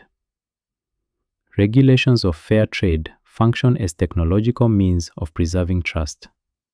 Stable measures, clear scales, precise product descriptions strengthen the predictability of exchange. Practices of conscientious trade consolidate expectations and reduce the transactional costs of doubt and fear of fraud. Wealth must interact with the obligation to generosity through the creation of institutions of long-term support. Forms of collective resource management serve to ensure ongoing care for the weak and to redistribute risks. Investment in common goods is seen as a contribution to the resilience of the mutual support network, where individual affluence is transformed into communal security. Incentives are organized to encourage productivity while restraining exploitation. Interest in economic success is respectable when coupled with mechanisms of accountability and norms that limit harm. Rewards and constraints function as parts of a single architecture aimed at making personal well-being compatible with the common good. Responses to economic abuses are structured according to the logic of restoration and compensation. Settling harm includes acknowledgement of fault, material correction, and restoration of trust through concrete actions. This approach reduces the risk of chronic enmity and preserves the possibility of reintegrating those who caused harm, provided there is sincere repentance and remediation of consequences. Ownership is construed as a bundle of rights and obligations, where proprietary practices are accompanied by moral conditions of use.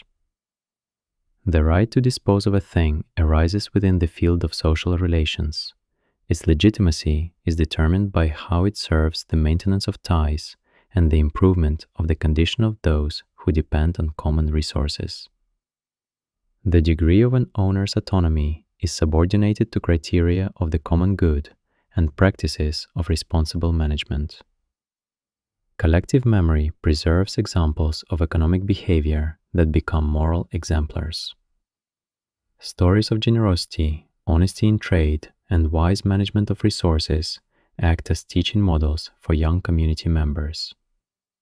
These narratives perform the function of a cultural code that guides everyday choices and forms emotional associations of virtue in the economy. The final thought concerns the sustainability of a system founded on moral grounds.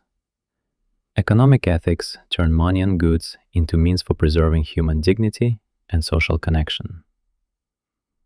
Pragmatic devices of redistribution, orders of fair trade, and the cultivation of intentionality create a network of practices in which material well-being serves as a continuation of moral life, not as an end in itself. Public speech for Muhammad functions as an active process of community making. Words do not merely convey information, they shape expectations, assign names, and fix obligations. When speech issues from the leader's mouth and receives resonance in replies and actions, it turns into a common code accessible to all participants in communal life. Within this code, form ideas about what is worthy of respect, what is considered just, and which actions define honor and duty. A discipline of utterance arises as a moral habit, in which every sound tests the speaker's intention.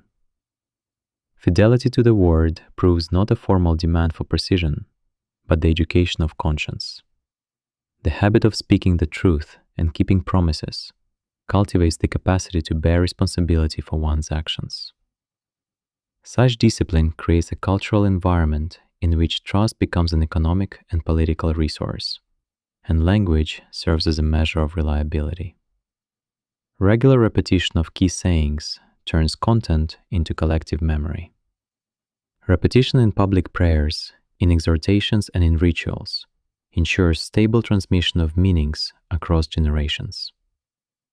Repeated utterance allows one to inwardly experience an assertion, to make it a reference point for practical choice. As a result, familiar words become behavioral guides and frames within which decisions are made. Words acquire the form of law when collective actions rely on them. Public proclamation of a decree or a moral injunction ties it to a common course of life. Listeners internalize the norm, and it begins to regulate deeds. Language, in this sense, functions as a bridge between theoretical assessment and everyday practice, turning a rule into both a habit and an institution at once. Speech practices give the community a shared vocabulary that simplifies complex questions and makes them a matter for collective deliberation. Terms, metaphors, and parables condense meaning, shortening the distance between abstraction and practice. Through words, people gain a common way of seeing the world that promotes synchronization of expectations and facilitates joint planning and cooperative work. The uttered word has the power to create reality. Promises, oaths, vows, calls, and blessings act as deeds that bind the will of the speaker and the will of the listeners. Speech here functions as action, generating obligations and mobilizing the community's energy. A voice backed by authority and repeated by the group becomes a mechanism of collective intent. Leadership speech gains its force through a combination of words and example. If instruction is accompanied by action, the words acquire an aura of trust. If words are confirmed by deeds, they become a template for imitation. This synthesis represents a model of moral influence. Public utterance amplifies personal demonstration, and conversely, example strengthens the substance of words. A system of responses to lies and deception operates within the network of public speech as an element of order restoration. When a mistaken statement or a harmful accretion of words is subjected to public criticism, the correction process includes acknowledgement, compensation, and the restoration of trust through concrete actions. Corrective mechanisms encourage responsibility for language and show that the word carries consequences that can and should be remedied through collective procedures. Honesty and the accuracy of speech are established as moral demands on which social health depends. Public discourse draws attention to fact-checking, clarity of formulation, and the willingness to clarify one's claims. Language free from deceit and ambiguity creates conditions for cooperation because it reduces uncertainty and lessens the risk of conflicts caused by distorted information. Public communication interacts with legal institutions, translating legal formulas into comprehensible moral guides. Formal decisions, when pronounced and explained in an accessible key, receive reinforcement in people's consciousness and gain practical force. Announcements and decrees become emotionally charged if they are tied to familiar rituals and shared narratives, which increases their capacity to maintain order. Linguistic practices serve as an instrument of inclusion through the creation of symbols of belonging. Common formulas of greeting, address, and gratitude indicate a level of respect and set models of interaction. Joint use of certain words expresses solidarity, emphasizes mutual connection, and facilitates identification of those who share values and norms. The transmission of public speech requires attention to the form and place of utterance. Tone, rhythm, and the circumstances of a performance affect perception. Rhetorical devices, pauses, repetitions, and appeals to emotion shape the emotional response and help anchor the idea in the collective imagination. The skill of holding an audience and directing its attention turns a message into a real force for coordinating action. Contemporary platforms have created additional possibilities for public communication, requiring the same moral bearings. Language remains a means of identity formation, even when it spreads faster and more widely. The principle of responsibility for the word retains its significance despite changes in channels of transmission. Honesty, clarity, and readiness to correct mistakes strengthen trust in any media. Forming collective identity through speech presupposes constant work with a vocabulary of values and practices. Speech, reinforced by ritual and example, creates a cultural fabric in which people find meaning and direction. This work requires continuous reproduction of meanings, careful treatment of truth, and readiness to take responsibility for what is spoken, since the word that stitches the community together remains the main means of its preservation. Violence is regarded by Muhammad as a problem of ordering communal life. Its use requires a clear ethical basis, procedure, and accountability. The reason for this approach is that application of force produces consequences that extend beyond individual acts, affecting trust within the community, the rights of the vulnerable, and the possibility of restoring peace. The structure of this idea implies a linkage between intention, collective will, and public sanction. The will to protect must be accompanied by recognized norms that limit the field of permissibility. The consequences of such a systemic stance manifest in the fact that force acquires institutional frames and ceases to be a personal whim. Boundaries define responsibility for violation and ways of restoring order. The concept of proportionality appears as a practical criterion for the permissibility of force. At its core lies an assessment of the proportionality of ends and means, the evaluation of risk to civilians, and the minimization of harm. This technique of moral assessment requires attention to circumstances and their readiness to adjust decisions as new information emerges. For Muhammad, proportionality is linked with intention. Even in defense of rights, a just action preserves human dignity and seeks to limit damage. The consequences of applying this criterion are visible in that justification of violence requires constant moral weighing. There is an idea of regulating conflict through public procedures that turn disagreement into an object of discussion and decision-making. The process includes testimony, arbitration, oath, and public ratification of the outcome, which reduces the risk of arbitrary violence.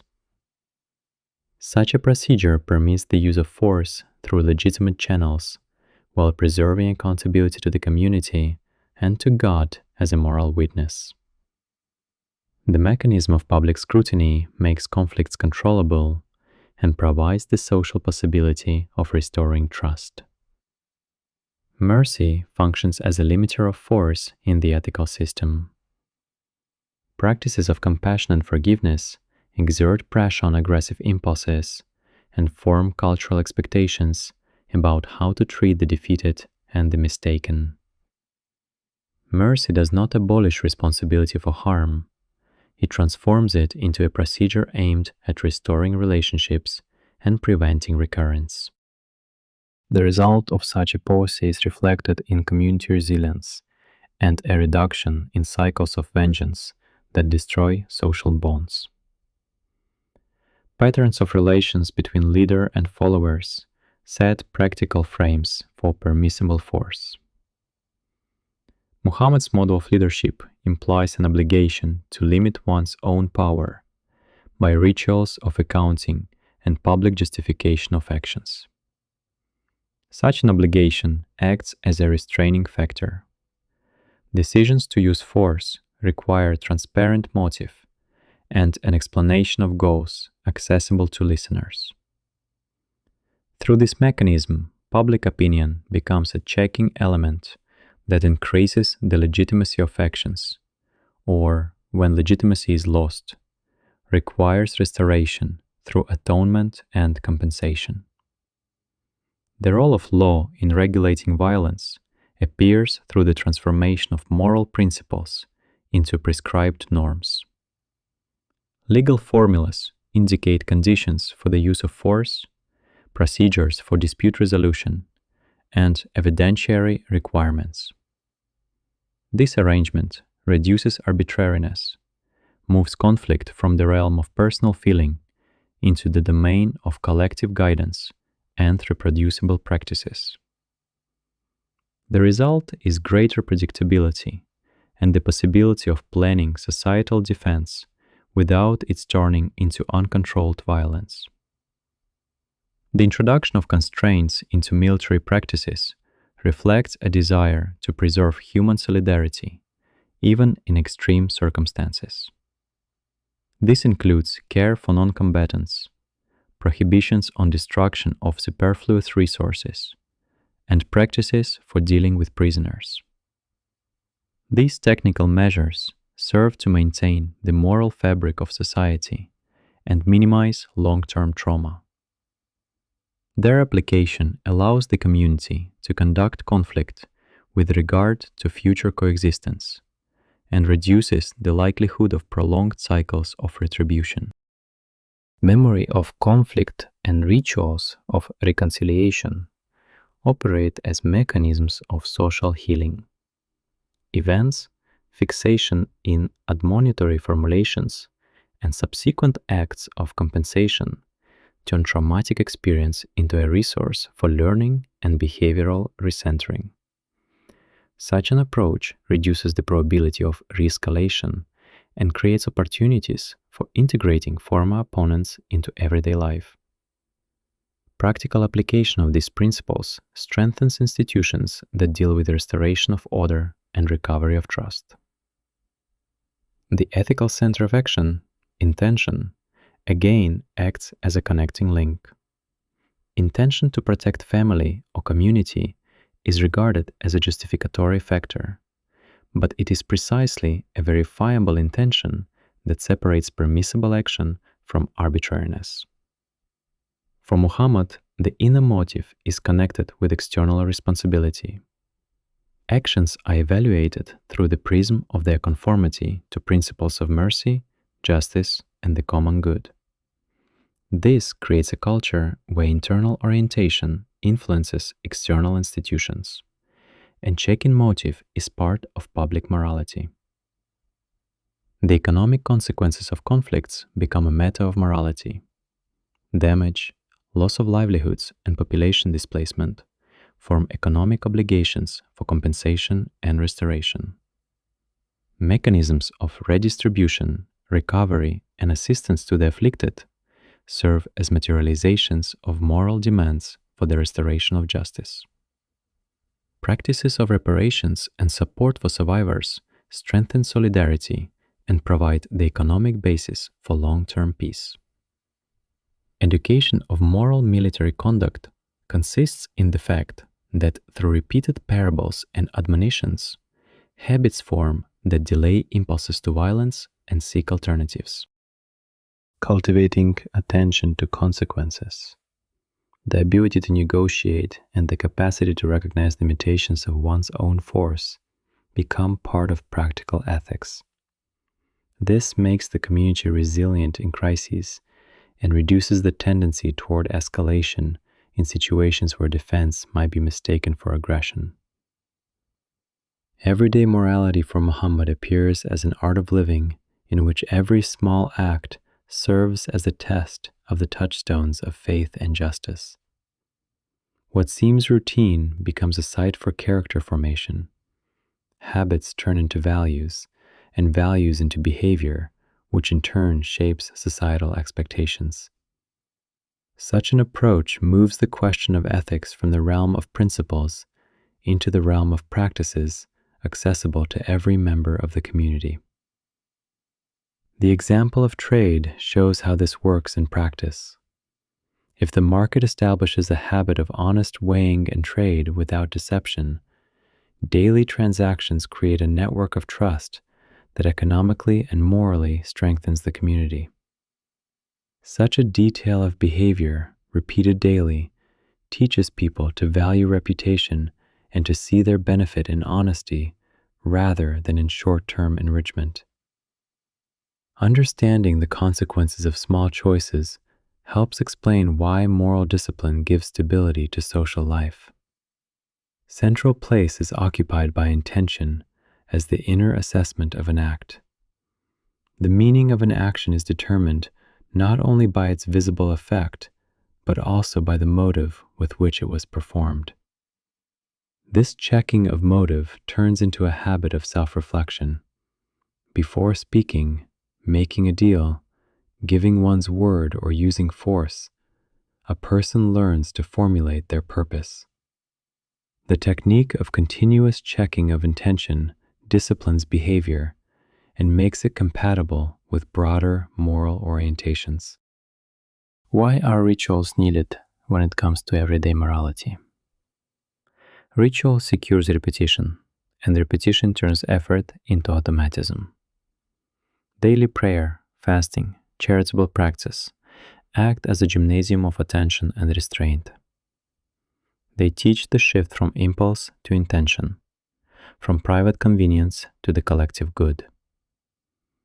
Ritual regularity helps withstand pressure of circumstances and maintain steadfastness of values in moments of doubt.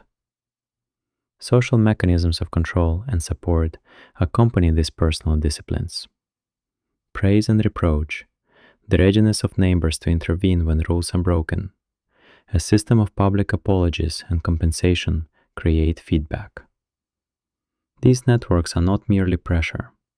They form expectations that make behavior predictable and interdependent. By protecting the weak and respecting the rights of others, society prevents degradation of trust and restrains people from easy justification of harm.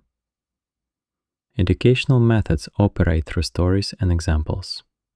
Short stories with moral sharpness, parables, and public sayings fix habitual evaluations of situations. An example spoken in oral instruction is easier to retain in memory than a long argument, and therefore more effective in changing behavior. These narratives function as teaching modules. They are repeated in different contexts, adapted to the audience, and become part of the common moral discourse. Law and custom permeate the field of everyday behavior with technical norms. Specified rules about death, testimony, inheritance, and protection of property translate moral intuition into predictable formulas. Such legal fixation facilitates dispute resolution and reduces tension between private interests. Prescribed rules work as an interface between individual actions and collective responsibility. Practical methods for restoring relations occupy an important place in this system. Acknowledgement of guilt, open apology, material compensation, and public reconciliation constitute a set of procedures that restore the status of victims and make possible the return of people into the common fabric of life. These practices consist of clear steps and symbols that over time are assimilated as the appropriate response to inflicted harm. Paradoxes and complex situations are encountered daily and require flexibility. Sometimes a personal mistake is the result of complicated circumstances, and sometimes an accepted norm collides with an exception where literal adherence to a rule causes greater harm. In such cases, moral technique presupposes use of the criterion of intention, assessment of consequences, and the engagement of public judgment to reach a decision that preserves the dignity of all participants. Economic and family practices form the core of everyday morality. Regular help to kin, honest household management, obligation to repay debts, and fair distribution of resources transform abstract concern for justice into concrete actions. These habits give the community resources for sustainable existence and reduce the likelihood of conflicts arising from scarcity or unfair allocation of goods. Finally, every small act ultimately becomes political. Everyday morality creates the human capital of trust on which broader institutions rely. Repeated acts of respect, help, honesty, and compassion accumulate in the public character that determines what the social order will be and how easily it will withstand trials of crisis. It is through such practical morality that hope for a shared future is formed, and the possibility of restoring order when it is threatened is preserved. Education for Muhammad is conceived as a process of materializing revelation in the person's character, where knowledge serves not so much as an accumulation of facts as a form of life.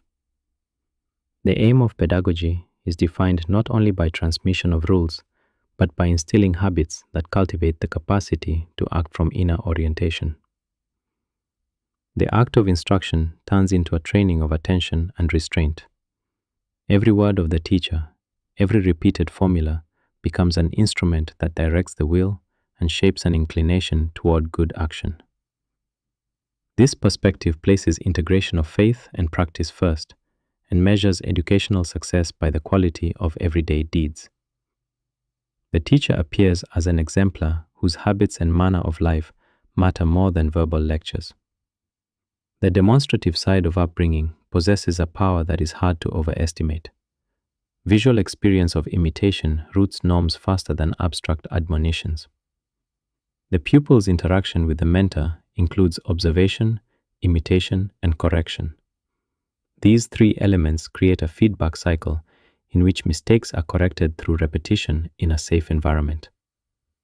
Such instruction supports the demand for sincerity of intentions because the one being formed learns to link outward form with inner motivation. A network of educational practices embraces the home, gatherings, ritual acts, and marketplaces, turning different fields of life into a learning environment. Within this network, knowledge is divided into moral orientations, practical skills, and ritual techniques, each of which has its own technology of transmission. Order and sequence of instruction determine the durability of skills. First, simple repeatable actions, then complex decisions, then discussion of the principles underlying deeds. Such a modular approach allows adapting content to the background of tasks and the age of learners, while keeping the formation of responsibility in focus. Self-checking of motivation is included in the educational program as a regular practice. Upbringing includes exercises in formulating intentions before action and reflection after it. This creates a habit of self-analysis that turns the moment of choice into a space for moral weighing. Techniques of such self-reflection are varied and simple. Verbal articulation of purpose, a quiet pause before an act, joint discussion of motives in a small group. The consequences of this discipline are evident in people's ability to make decisions while preserving respect for the common good and resisting pressure of personal gain. Short stories, proverbs, and figurative comparisons perform the role of pedagogical shortcuts and long-term memory supports. Vivid stories convey subtle distinctions between venerable conduct and harm, helping to internalize complex moral responses through emotion and meaning accessible to memory. Reproducing stories in different contexts ensures their multifaceted reception. The same plot can serve as a lesson in honesty in trade and as an example of compassion for the poor. Such multiplicity of application makes narratives a durable resource of the culture of learning. Upbringing includes procedures of correction and restoration of the victim status, which themselves are educational moments. Open admission of error, a request for forgiveness, material compensation, and public reconciliation function as instructional modules that teach responsibility and the skill of restoring relationships. These practices develop empathy through concrete actions and teach how to distinguish personal desire from duties to one's neighbor, which strengthens trust within the community and reduces the likelihood of repeated violations. The transmission of crafts and everyday skills represents an educational layer that links morality with the economics of life. Apprentices learn to manage a household, to calculate money, to share resources, and to organize family labor. It is through practice that a sense of duty takes shape, and the ability to recognize fair claims is acquired. Institutionalization of such skills is supported by customs and formal norms that give structure to the learning process and make outcomes predictable within the social fabric. Education presupposes openness to interpretation and critical reflection on texts and practices in order to preserve a living connection between principle and circumstance. A healthy pedagogical approach is measured by a willingness to discuss difficult cases and to involve the experience of other community members in making decisions. Such practice guards against dogmatic rigidity while simultaneously strengthening the authority of knowledge through its capacity to respond to new challenges. Without this dynamic, education churns into the repetition of forms, losing the meaning of educating the heart. Intergenerational continuity is realized through a system of family obligations and public institutions that distribute the roles of mentors and learners. The elders transmit to the young not only rules, but also a mindset, a habit of perceiving the world, the ability to see the consequences of actions over time. This is a long-term investment in collective memory that ensures the resilience of orders and flexibility in responding to external changes. The result is a society in which knowledge is imbued with meaning and serves as a support for communal existence. Practical application of the principles of upbringing in the modern context requires adaptation of forms while preserving the essence of the method: habits, example, repetition, and reflection. Introducing mentorship into professional training, using ritual repetitions to form discipline, practices of restoration after mistakes, and the active role of the community in education create conditions for the development of a stable character. An approach oriented toward forming inner awareness provides an educational environment where knowledge turns into responsibility, and individual habits become a resource of public reliability. Muhammad's attitude toward other traditions was read as a practical set of obligations and a way of thinking in which neighborhood is not a backdrop for conflicts, but a field of duties. It is about how a conscientious society organizes its everyday ethics in the presence of religious and cultural diversity. The neighbor receives rights and demands simultaneously, and these formulas become part of the political language. This approach translates abstract tolerance into concrete rules of conduct that show how good neighborliness is measured in everyday life. Upholding contracts and agreements serves as a key mechanism for order between communities. The stability of any relationship rests on fidelity to given promises. Contracts acquire moral force because they are woven into a system of responsibility. In practice, this meant regular verification of obligations, public confirmation of agreements, and institutional guarantees of enforcement. The significance of written and oral pledges is explained not by legal form itself, but by their creation of predictability in the realm of expectations and their reduction of room for arbitrariness. The concept of neighborly duties grows out of small everyday situations that prove to be mature arbiters of moral culture. Trade, the exchange of services, shared use of resources, and communal celebrations form a network of interactions where honesty and respect become economically advantageous choices. These practices influence public trust more strongly than formal norms, because each violation is reflected in nearby exchanges and quickly changes reputation and status. The matter of social life is organized through repeating actions, by which norms are translated into habit. The rhetoric of mercy is combined with notions of the boundaries of order. Mercy is considered a constant strategy rather than an accidental emotion. It is reinforced by rules that limit displays of compassion when public protection is required. Such a combination rewrites ethical dilemmas into procedure.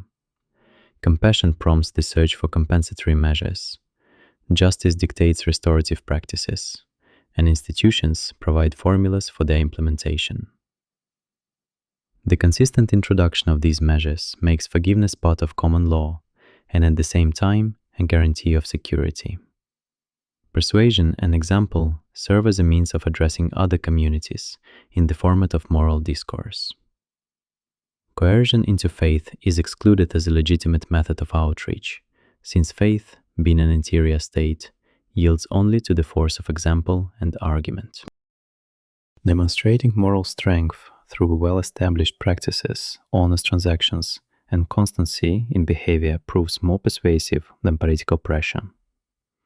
In this sense, the ethics of communication becomes a public philosophy in which every action contains an argument and an invitation to a common order. The legal order allows differentiation of norms within a single space, giving communities the possibility to govern some aspects of internal life. Such a model resembles a mapping of zones of autonomy within a cohesive social body. Each sector preserves its practice, while intercommunal rules regulate common interests. This structure facilitates peaceful coexistence because it recognizes differences while at the same time setting common boundaries necessary for living in the same field. The practical task is the ability to establish these boundaries so that they uphold both freedom and order. Diplomatic relations are treated as a continuation of the ethic of obligations and the level of political acts. Embassies, peace agreements, rules of exchange, and protection of the inviolability of delegates stand as institutional embodiments of honesty and responsibility. Conflict resolution seeks to use procedures that minimize bloodshed and maximize restoration of relationships. Emphasis is placed on processing the causes of quarrels and creating mechanisms of compensation. In this approach, diplomacy becomes a technique for preserving the common good through morally grounded practices.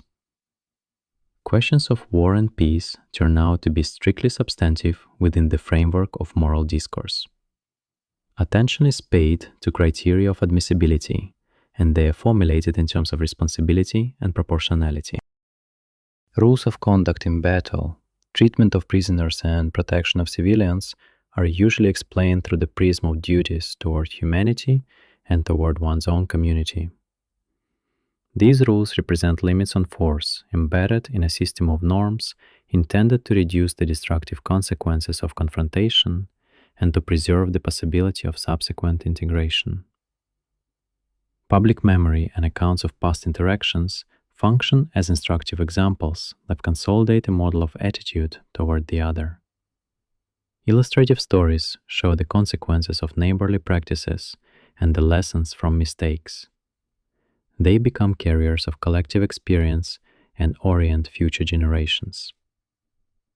Through parables and anecdotes, a sensitivity to the dignity of the other is formed, and a habit of translating moral principles into concrete acts.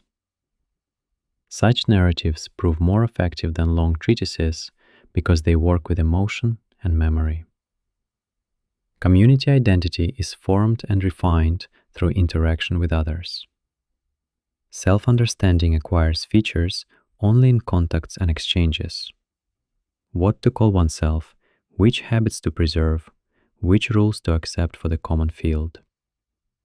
This process includes a continuous dialogue about morality and politics, in which the neighbor acts as a mirror for one's own mores.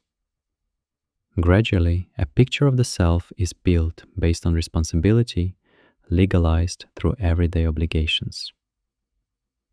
Practical application of these principles in the modern world requires attention to scale and speed of exchange. Global interconnectedness multiplies the number of contacts and increases the impact of each act of neighborliness. Global interconnectedness multiplies the number of contacts and increases the impact of each act of neighborliness. Consequently, the memory of such acts itself acquires new channels of transmission and new anchoring points. Memory functions as an environment that accumulates meanings and redistributes them through rituals, texts, and everyday practices. Changes in modes of transmission transform the character of canonization and shift the balance between oral tradition and written fixation. When exchange grows in speed and breadth, every moral demonstration is produced within networks of attention, where it can become a model, or, if context is lost, a loss of content. In such a situation, the task is not simply to preserve information, but to maintain the conditions for its understanding. Mechanisms for fixing meanings operate differently. Narratives consolidate emotional appraisal, rituals fix repetition, legal formulas translate morality into practical prescription, and institutions create regimes of responsibility. These mechanisms interact and form a network in which a single element reinforces the others. Ritual makes a story lived. Text gives normative force to ritual. Institutions monitor reproduction. Analysis shows that a canon is formed through multiple forces, and each of them calls for attention to how exactly it influences behavior and the community's self-understanding. The authority of transmission is considered a philosophical problem. Trust in testimony makes sense only within the framework of criteria for verification and responsibility.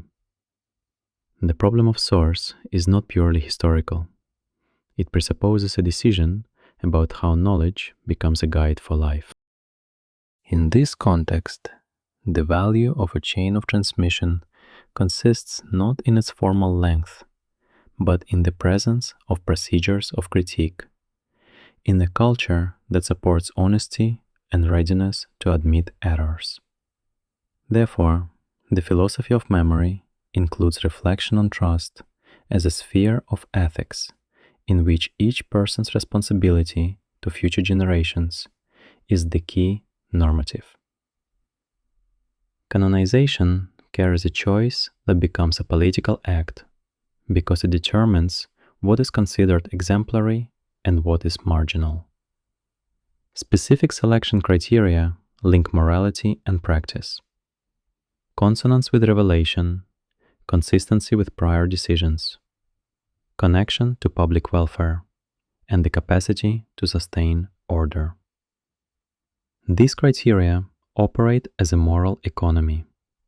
They determine the value of reproducible knowledge and set priorities in education and legal practice. The ethical side of this process shows that the canon is not merely an archive, but an active tool of meaning management. A living tradition is sustained by capacities for adaptation. Fixation of meanings has a cost when it turns into shackles for creativity and responsible decision-making in current tasks. The attempt to preserve text in its pristine form meets the need for interpretation and application to new situations, which requires flexible interpretive methods and principles that serve as a guide for clarification.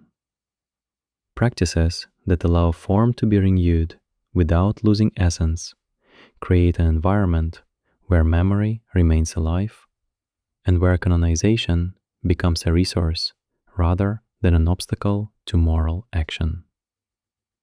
The limits of this approach manifest in several directions where mechanisms break down under the pressure of power, ideology, or social inertia.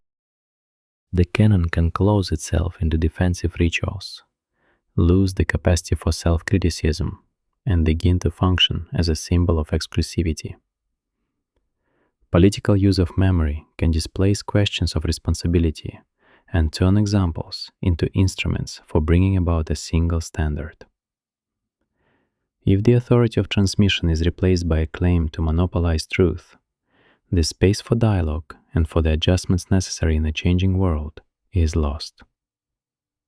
Distortions take the form of loss of context, when emotionally charged stories are removed from the reasons for their emergence and used to justify current interests.